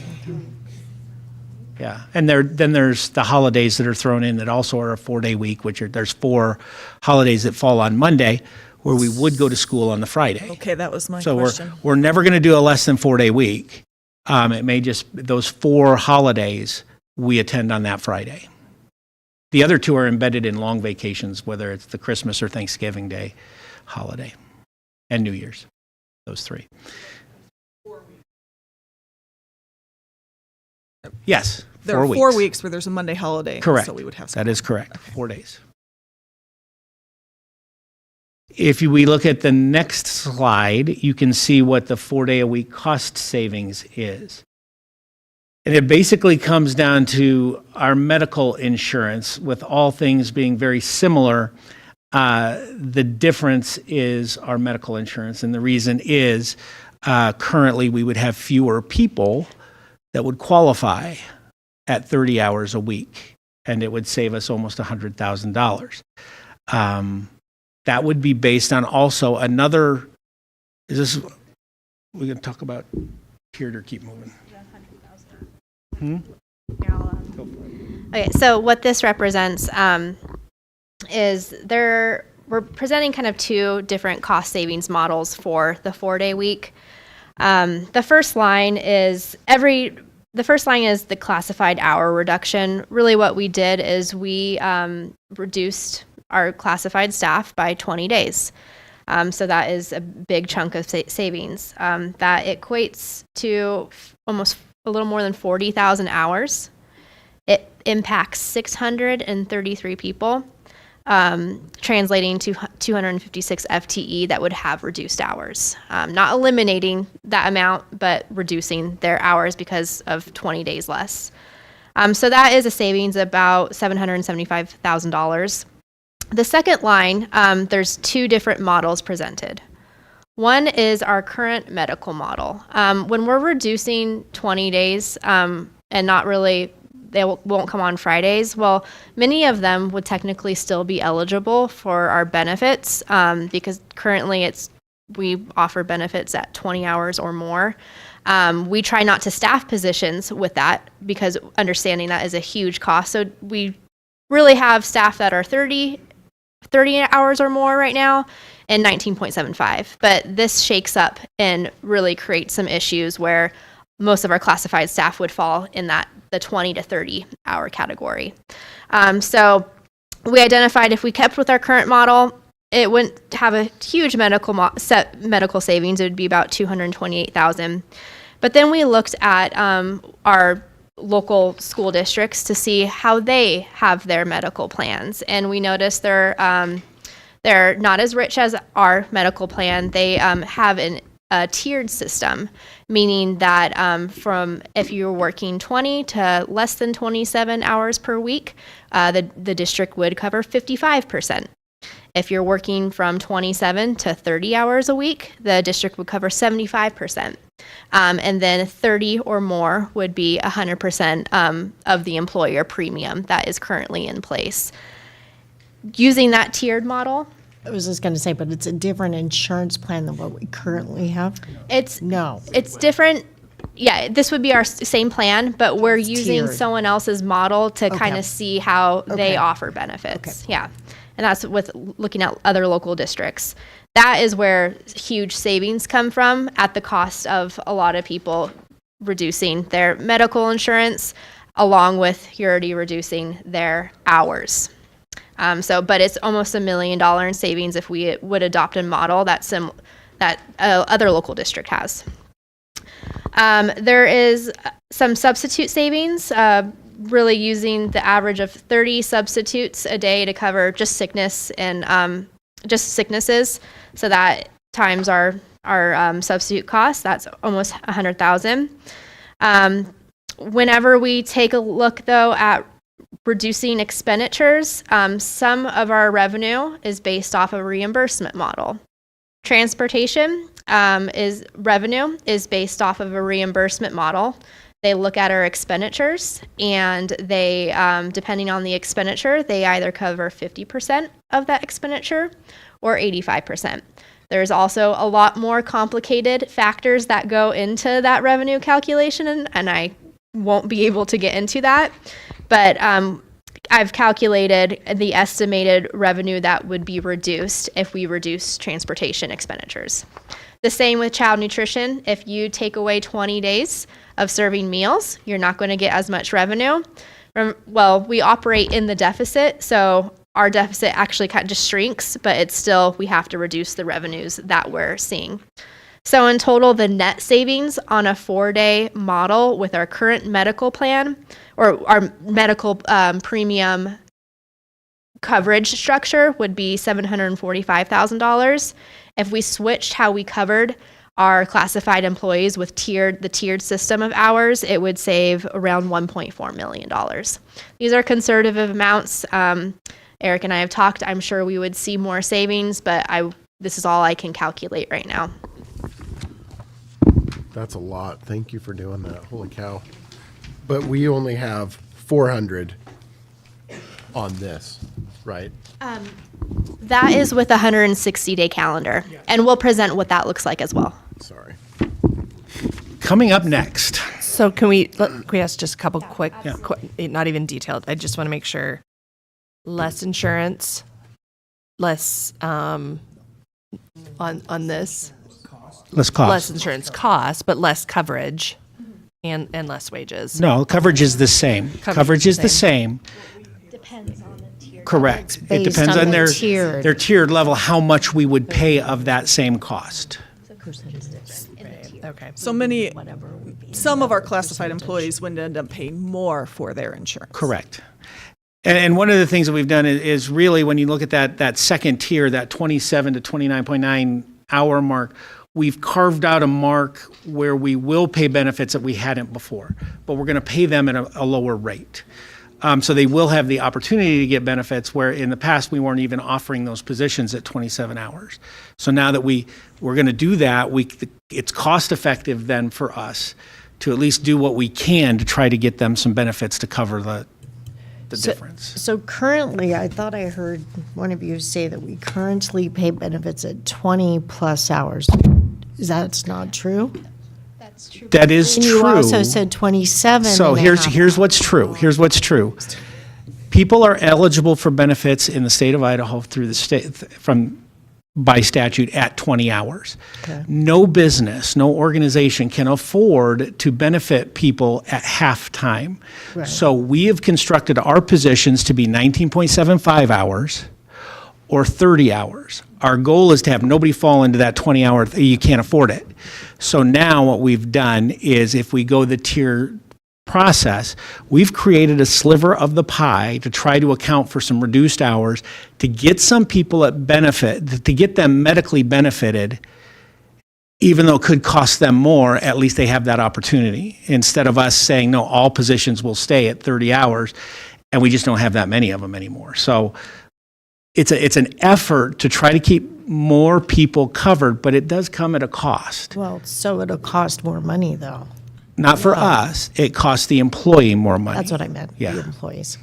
Yeah, and it's substantial, and it's hard, but the flip side is you can do what you can afford to do, and that's what we're trying to do. Bless you. What, so on that, you kind of ran through the tiers, the percentage coverage. Can you hit that really quick one more time? So 30 hours and more, Yep. 100% employer paid for employee and child. And this is, okay, this is compared to what we currently pay. And that is current, it is the same. 30 hours and more is 100%. Do we employee pay plus 100% of the Employee's insurance portion, cost yep. for, Employee only. We cover For- 68% of a family plan. Correct. cover 100% of employee only? Yeah. Okay. And then it Okay. tiers. Then Based on from family. 27 to 29.9. I'm sorry. You said 30 hours, you pay 100% for a parent and a child, one parent? There's a parent and child that can fall underneath there and still be fine in certain situations. But really, it's employee only is 100% covered. So, okay, so then from 27 to 29.9, we would pay 75% of the costs that we cover. So if we covered $1,000, we would pay $750 for those people that fall in that 27 to 29 break. Then anybody between 20 hours and 27 hours, we would pay 55% of that premium for them as a slightly better than half-time employee. Currently, I believe Post Falls is paying 73% of the tier 2, and we're offering 75, which is minor, but it's different. Has Post Falls always had that tiered program? I mean, I'm just thinking I don't know the for history of it. comparisons, looking to see if that's worked for their employees, if it hasn't, but it's new for them as well. I don't believe it's new. I looked at it 2 years ago, and they had the tiered model. I could ask some people. Well, somebody's there. already doing it. It would be helpful to know how their employees are doing it and, how it's working for them. Absolutely. We didn't want to overload you with data, but we now are going to overload you with data and unhide a slide because in preparation of kind of showing what it would look like and how it would shift. You kind of can see the light blue section. It shows that 488 classified folks would be eligible for our benefits going to a 4-day week. So a lot more people would actually be eligible based off of our current model. Going to a tiered model, you can see how those 488 people now fit into tier 1, tier 2, and tier 3.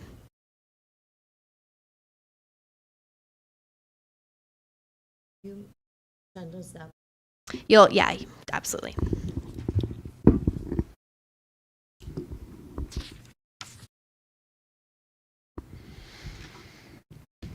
It's a lot to digest, and we have successfully thrown a lot of numbers at you and data. So we're going to keep going. A 160-day calendar is another proposal that we have. And again, we'll start looking at it the same way, comparing it to our current calendar, which is 167 attendance days. We would move to 160 for 36 weeks. We would increase the elementary school instructional hours by 10 minutes per day, 15 minutes at the middle school level, and 20 minutes at the high school level. And again, venture a little bit different. Our daily hours for our classified folks would remain the same. And again, in this 160-day calendar, which now includes off Friday, half-day Friday, off Friday, half-day Friday, to get to 160 days. And it's an early release day on every other Friday. So what that would happen for teachers, they would have 11 professional development Fridays where they'd have no students and they'd report for approximately 4 hours for PD. And then on the 13 early release professional development Fridays, they would stay for about 2 hours because we'd probably have people exiting the building around 2 o'clock or so, depending on the schedule, and then they would stay for 2 hours for PD. They would have 3 to 4 additional Fridays off as well. So they would work for 160 school days plus their professional development days, plus the training days before school starts, and a couple of teacher work days in there. I'm a very visual learner. Is there any way you can send us, I don't know if you have them made, the actual calendars? That would We be can really certainly helpful. do that. We can certainly do that. This is a lot to like try to imagine.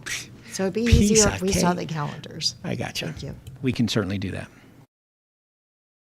I was just going to say, as a parent too, I'd really like to see how that works out exactly. Not a problem. This eliminates the late start. Correct.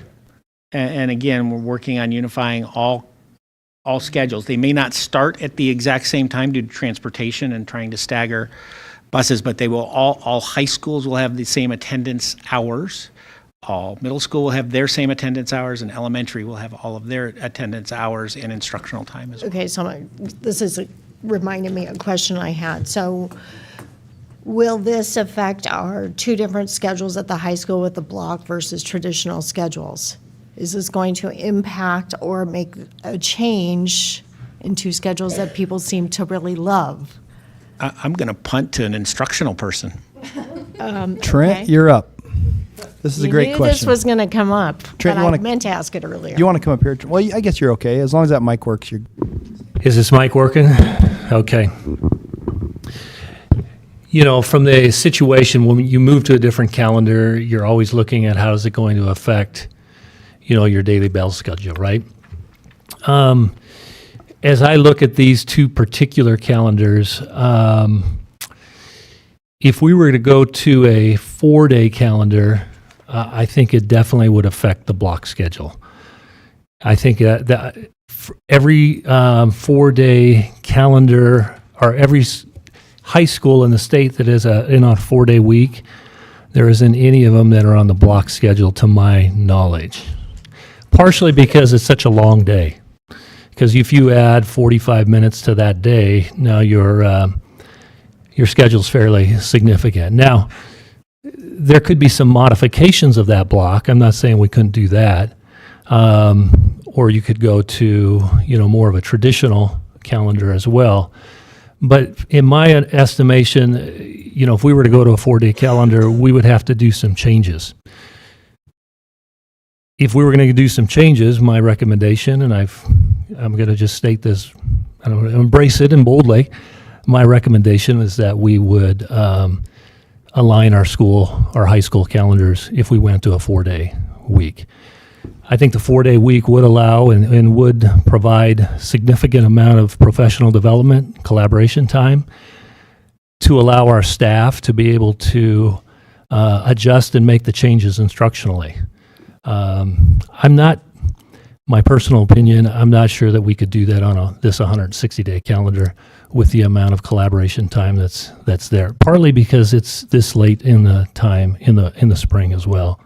Yeah, Okay, go ahead. What was that? You don't think you can do what on that?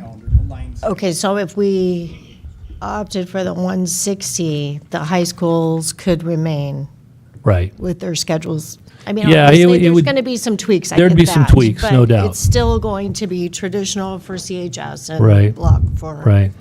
exam. Yeah. And we'd have to adjust what that half day looks like. That's going to be the key on that Friday day.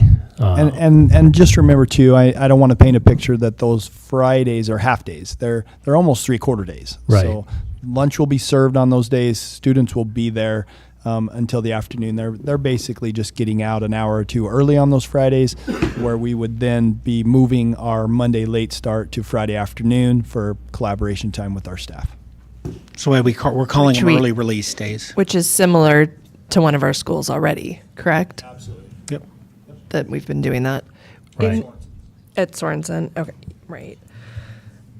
At this 160-day calendar, within the regular school day, is all of the PLC teacher collaboration on Fridays then, or does it all shift? It all shifts to that, okay.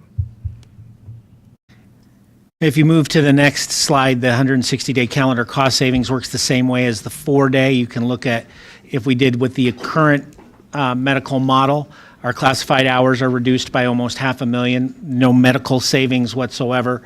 The substitute savings drops to about 34.8. Transportation and child nutrition have their adjustments. Then if we did the tiered model, we would save another 125 across the board, making the total savings either 4.25 or 5, a little bit over 5, depending on how you wanted to address multiple issues, right? Because we're throwing at you multiple calendars with multiple insurance options in order to give as much choice as we can. Does that make sense?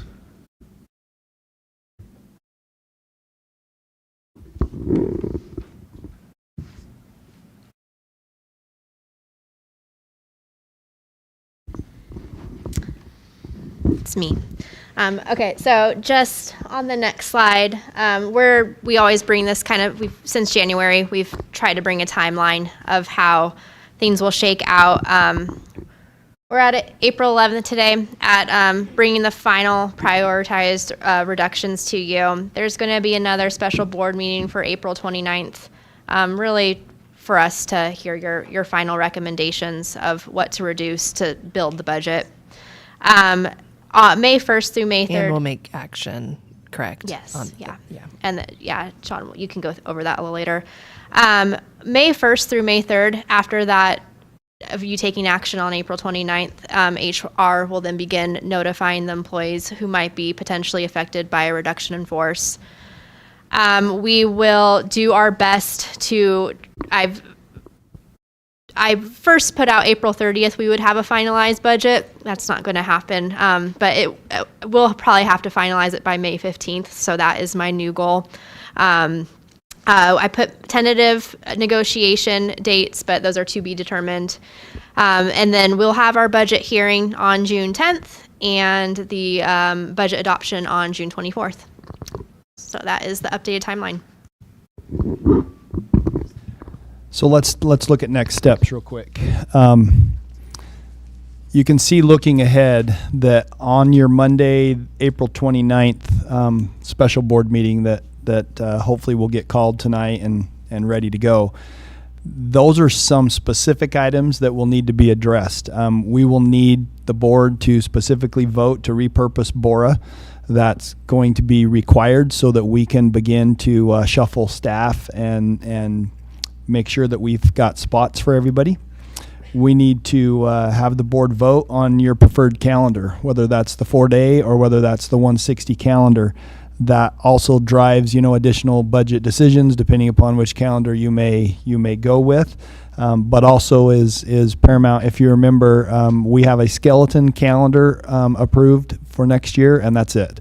Our patrons are anxiously awaiting to see what school looks like. So we will share out those draft calendars with you, and then based upon your action on Monday the 29th, then we would present a formal calendar as we generally do after it's gone through the full process with our calendar committee, based upon your guidelines and recommendations, and then we'll bring that to you as soon as possible, which hopefully could be at your May regular board meeting.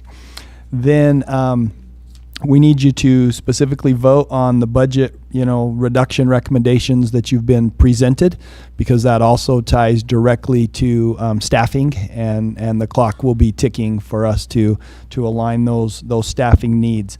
And then and that ties to that official reduction in force that is needed there.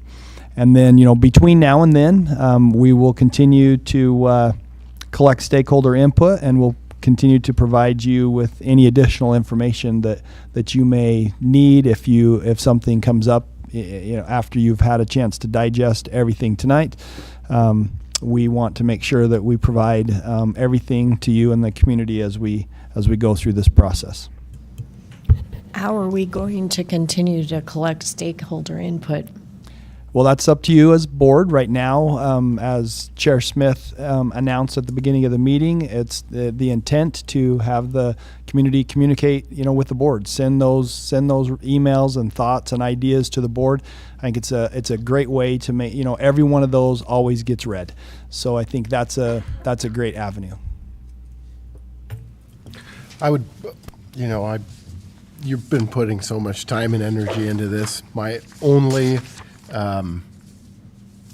the only feedback that I get from a lot of constituents and just parents in general is feels like maybe we didn't capture the 5-day. I think the survey did a great job of comparing people's appetite for the 4-day versus the hybrid, but maybe they felt like they didn't have the avenue to give feedback on the 5-day. So Yeah, no, that's very true, because it's a cost saving measure, right? Without those items, then we can share on the spreadsheet, additional, without one of those two, you've seen what each one would save the district. Without those, you've got to go deeper down your phases and consider additional cuts, things that we did not, specifically address. Primarily middle school sport activities, coaching stipends, things like that could be possibly addressed if you choose to remain on a 5-day. The intent of the survey was to just gauge a sense from the community. Here's this thought, what do you think? And then if you knew it saved this much money, what do you think? And the surveys are out there live. The information's been shared publicly. I think you can see that when asked about 4 or the 460, you traditionally got a 4-day preference. But when you specifically asked, well, if you knew this 4-day was going to save X amount of dollars, are you in favor of it? It might have been 1 or 2% higher than the same number of folks that said, if you knew the 460 calendar would save this much money, would you be in favor of it? They were very negligible, within 1 to 2% of all cumulative response replies. And that was the real intent. Plus, we wanted to gauge the kindergarten, the half-day kindergarten question. And I think that created some great information too. I think we learned that we've got, a couple hundred families that may like to learn more about that as an option. And maybe, we didn't go into a gazillion details in all that survey, and we know how our community, we don't want to survey fatigue our people, because we really value their input when we're asking those questions. But I think my hope would be that some of those kindergarten students that would be interested in a half-day program are students that probably wouldn't have enrolled in school at all that year and would have remained homeschooled or done something different for that year and just enrolled their student as a first grader the next year. I think trying to just create opportunities for all students, right? And I think there's lots of kids and families that we love the full day kindergarten. I think it's a great move, and not all states do that, and it's great that we do that. I think early intervention's powerful, but we also know it's not maybe for every kid, and so if there are families out there that might want to consider a part day kindergarten, I think we could make that work, and that could possibly be a revenue generator for us. When would we know do we vote on a half-day kindergarten? Is that an administrative decision? Is that decided? When is that decided? We would want your blessing to move forward in that offering. That may also help address some staffing specific requirements as well. So we would ask for the board to formally say yes. Operate a that could April come 29th. That could be at the April board meeting as well, or no later than the May board meeting, because we would need to get the word out there as we're currently enrolling students in kindergarten now. So I've been thinking how to word this. In all the times we've spoken about 4-day versus what we used to call a hybrid, now we're calling a 160-day schedule, never once, at least in my hearing, did we ever talk about how this would impact our high school schedules. And I feel like that is a huge bit of information that our community needs to know. So I don't know how we're going to go about doing that, but that was never mentioned. And for a lot of people, I think that's going to make a huge difference in which direction they may want to go. Let me add, you're right. And in my 3 years here in the district, we've been down this road as well, and it is exactly split 50-50, depending upon who you ask as to what schedule you like. This is I think the evidence that we shared is that if it's the board's directive to go with a 4-day week, which does save the most money, but is not what is on the recommended spreadsheet. The 160 calendar is what's on the numbers that you saw. If you choose to go the 4-day week, you just need to be aware, as Trent shared with you, there are no schools currently on a 4-day week that are also on a block schedule that we know of. Trent reached out to IASA to ask that. I think that's telling. Does it mean it can't work? No, not necessarily. But I think the downside immediately to me, because I also was a principal in a block schedule, it's tough if you're only going to see your students 2 days a week. That's tough. And if a student is sick one day, you could go a week before you see that student again. And I think that's the academic concern that we have, that would simply say, granted, I can guarantee you nobody at Lake City and most of the community on the west side of town would love to give up their schedule. We would have already done that years ago as we went through this process. But if we switch to a 4-day week, I don't think they can. And I feel like that's me being honest as well. I think the block schedule in a 4-day has too many detriments, and there would need to be a plan. Now, I am confident that if the board chooses to go 4-day, our administrators are incredible people, and we can figure that out.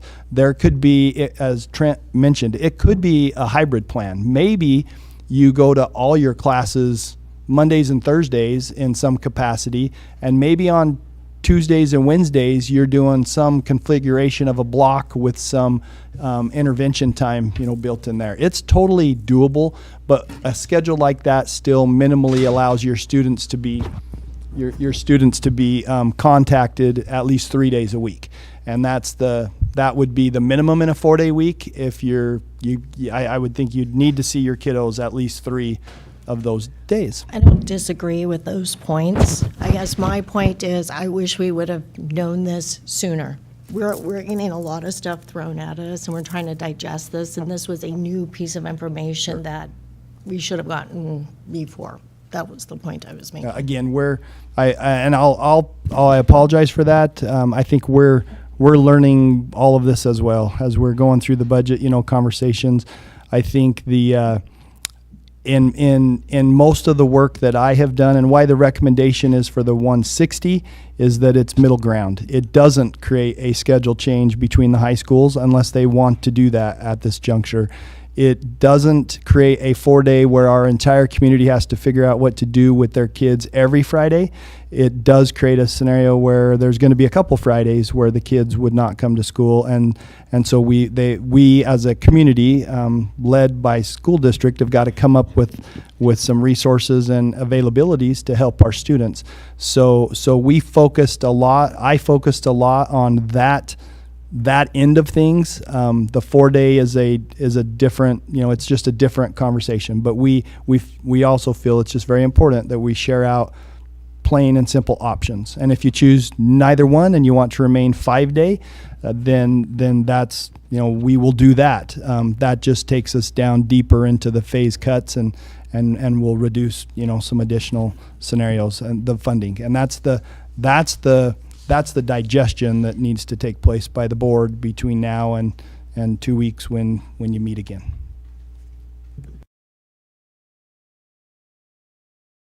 And can I clarify one thing in terms of the reduction in force? It is going to be a very targeted reduction in force. It's not a district-wide reduction in force. We're going to be able to take a look at specific positions and work our way through that. As of right now, certified teaching staff is not in line to have a reduction in force. We have things taken care of and plans in place that they would not have to we won't do another district-wide RIF like we did this time last year, or prepared to do. So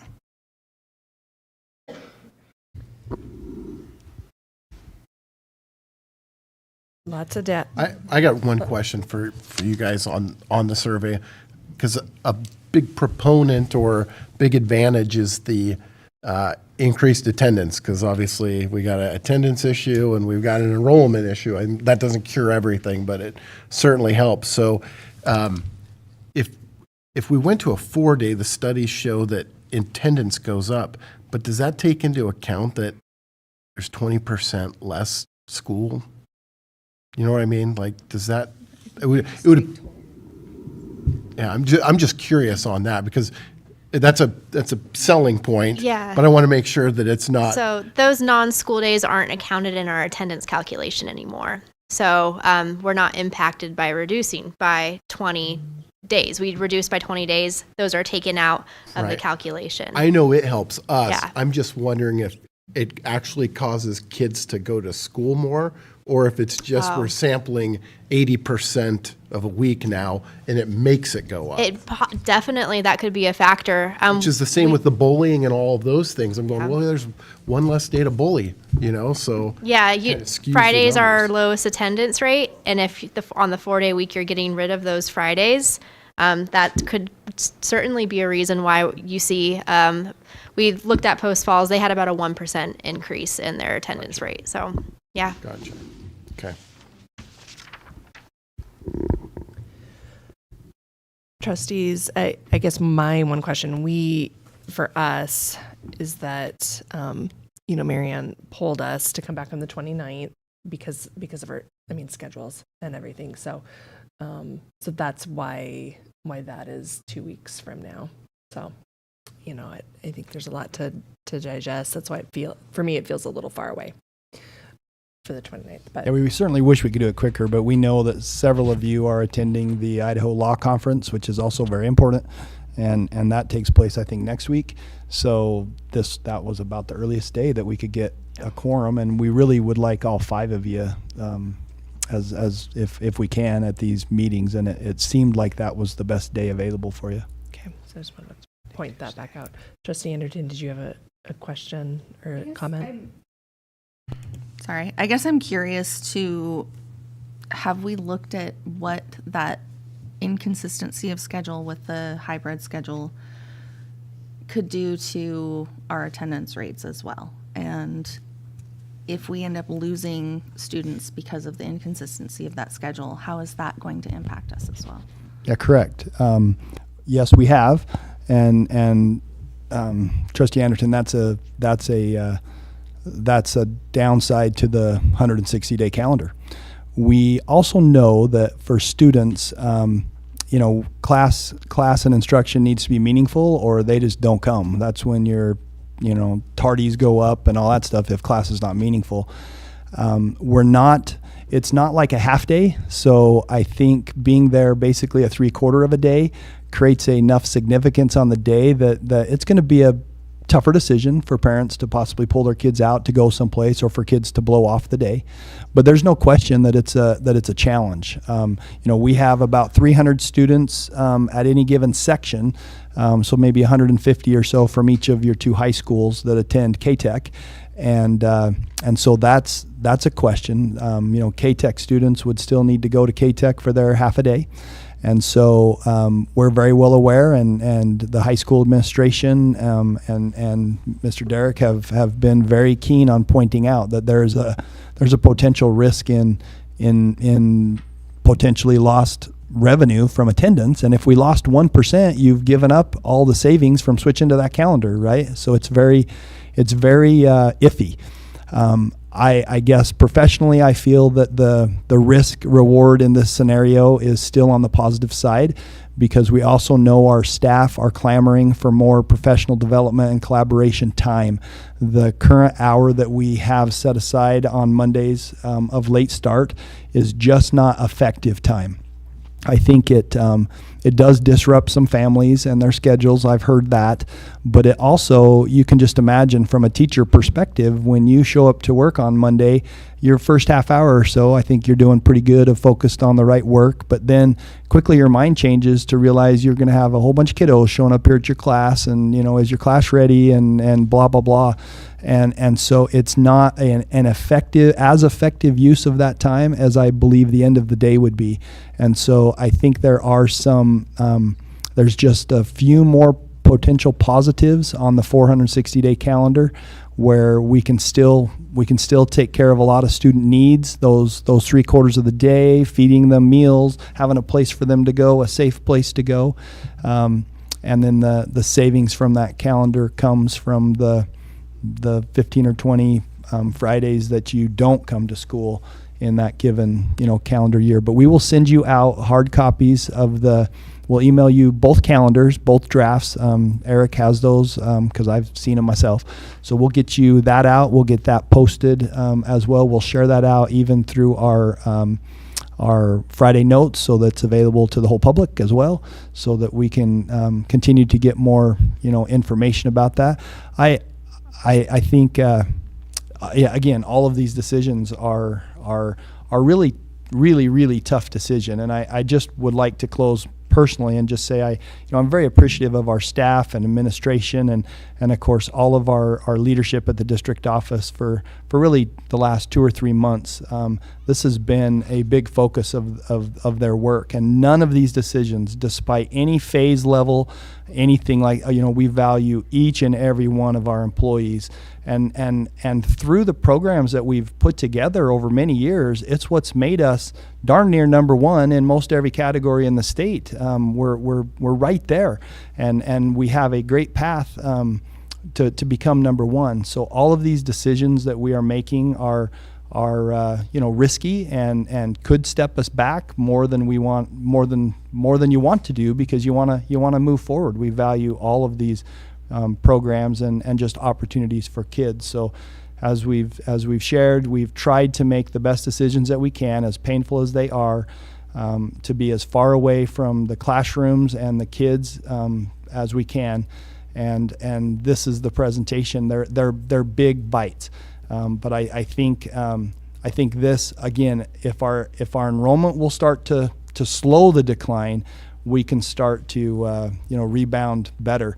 If enrollment declines another 300 or 400 students next year, we could be right back again, making additional recommendations for additional reductions in areas, because we have to align our expenses with our revenue, and that ties right into some very future work that the board will be doing.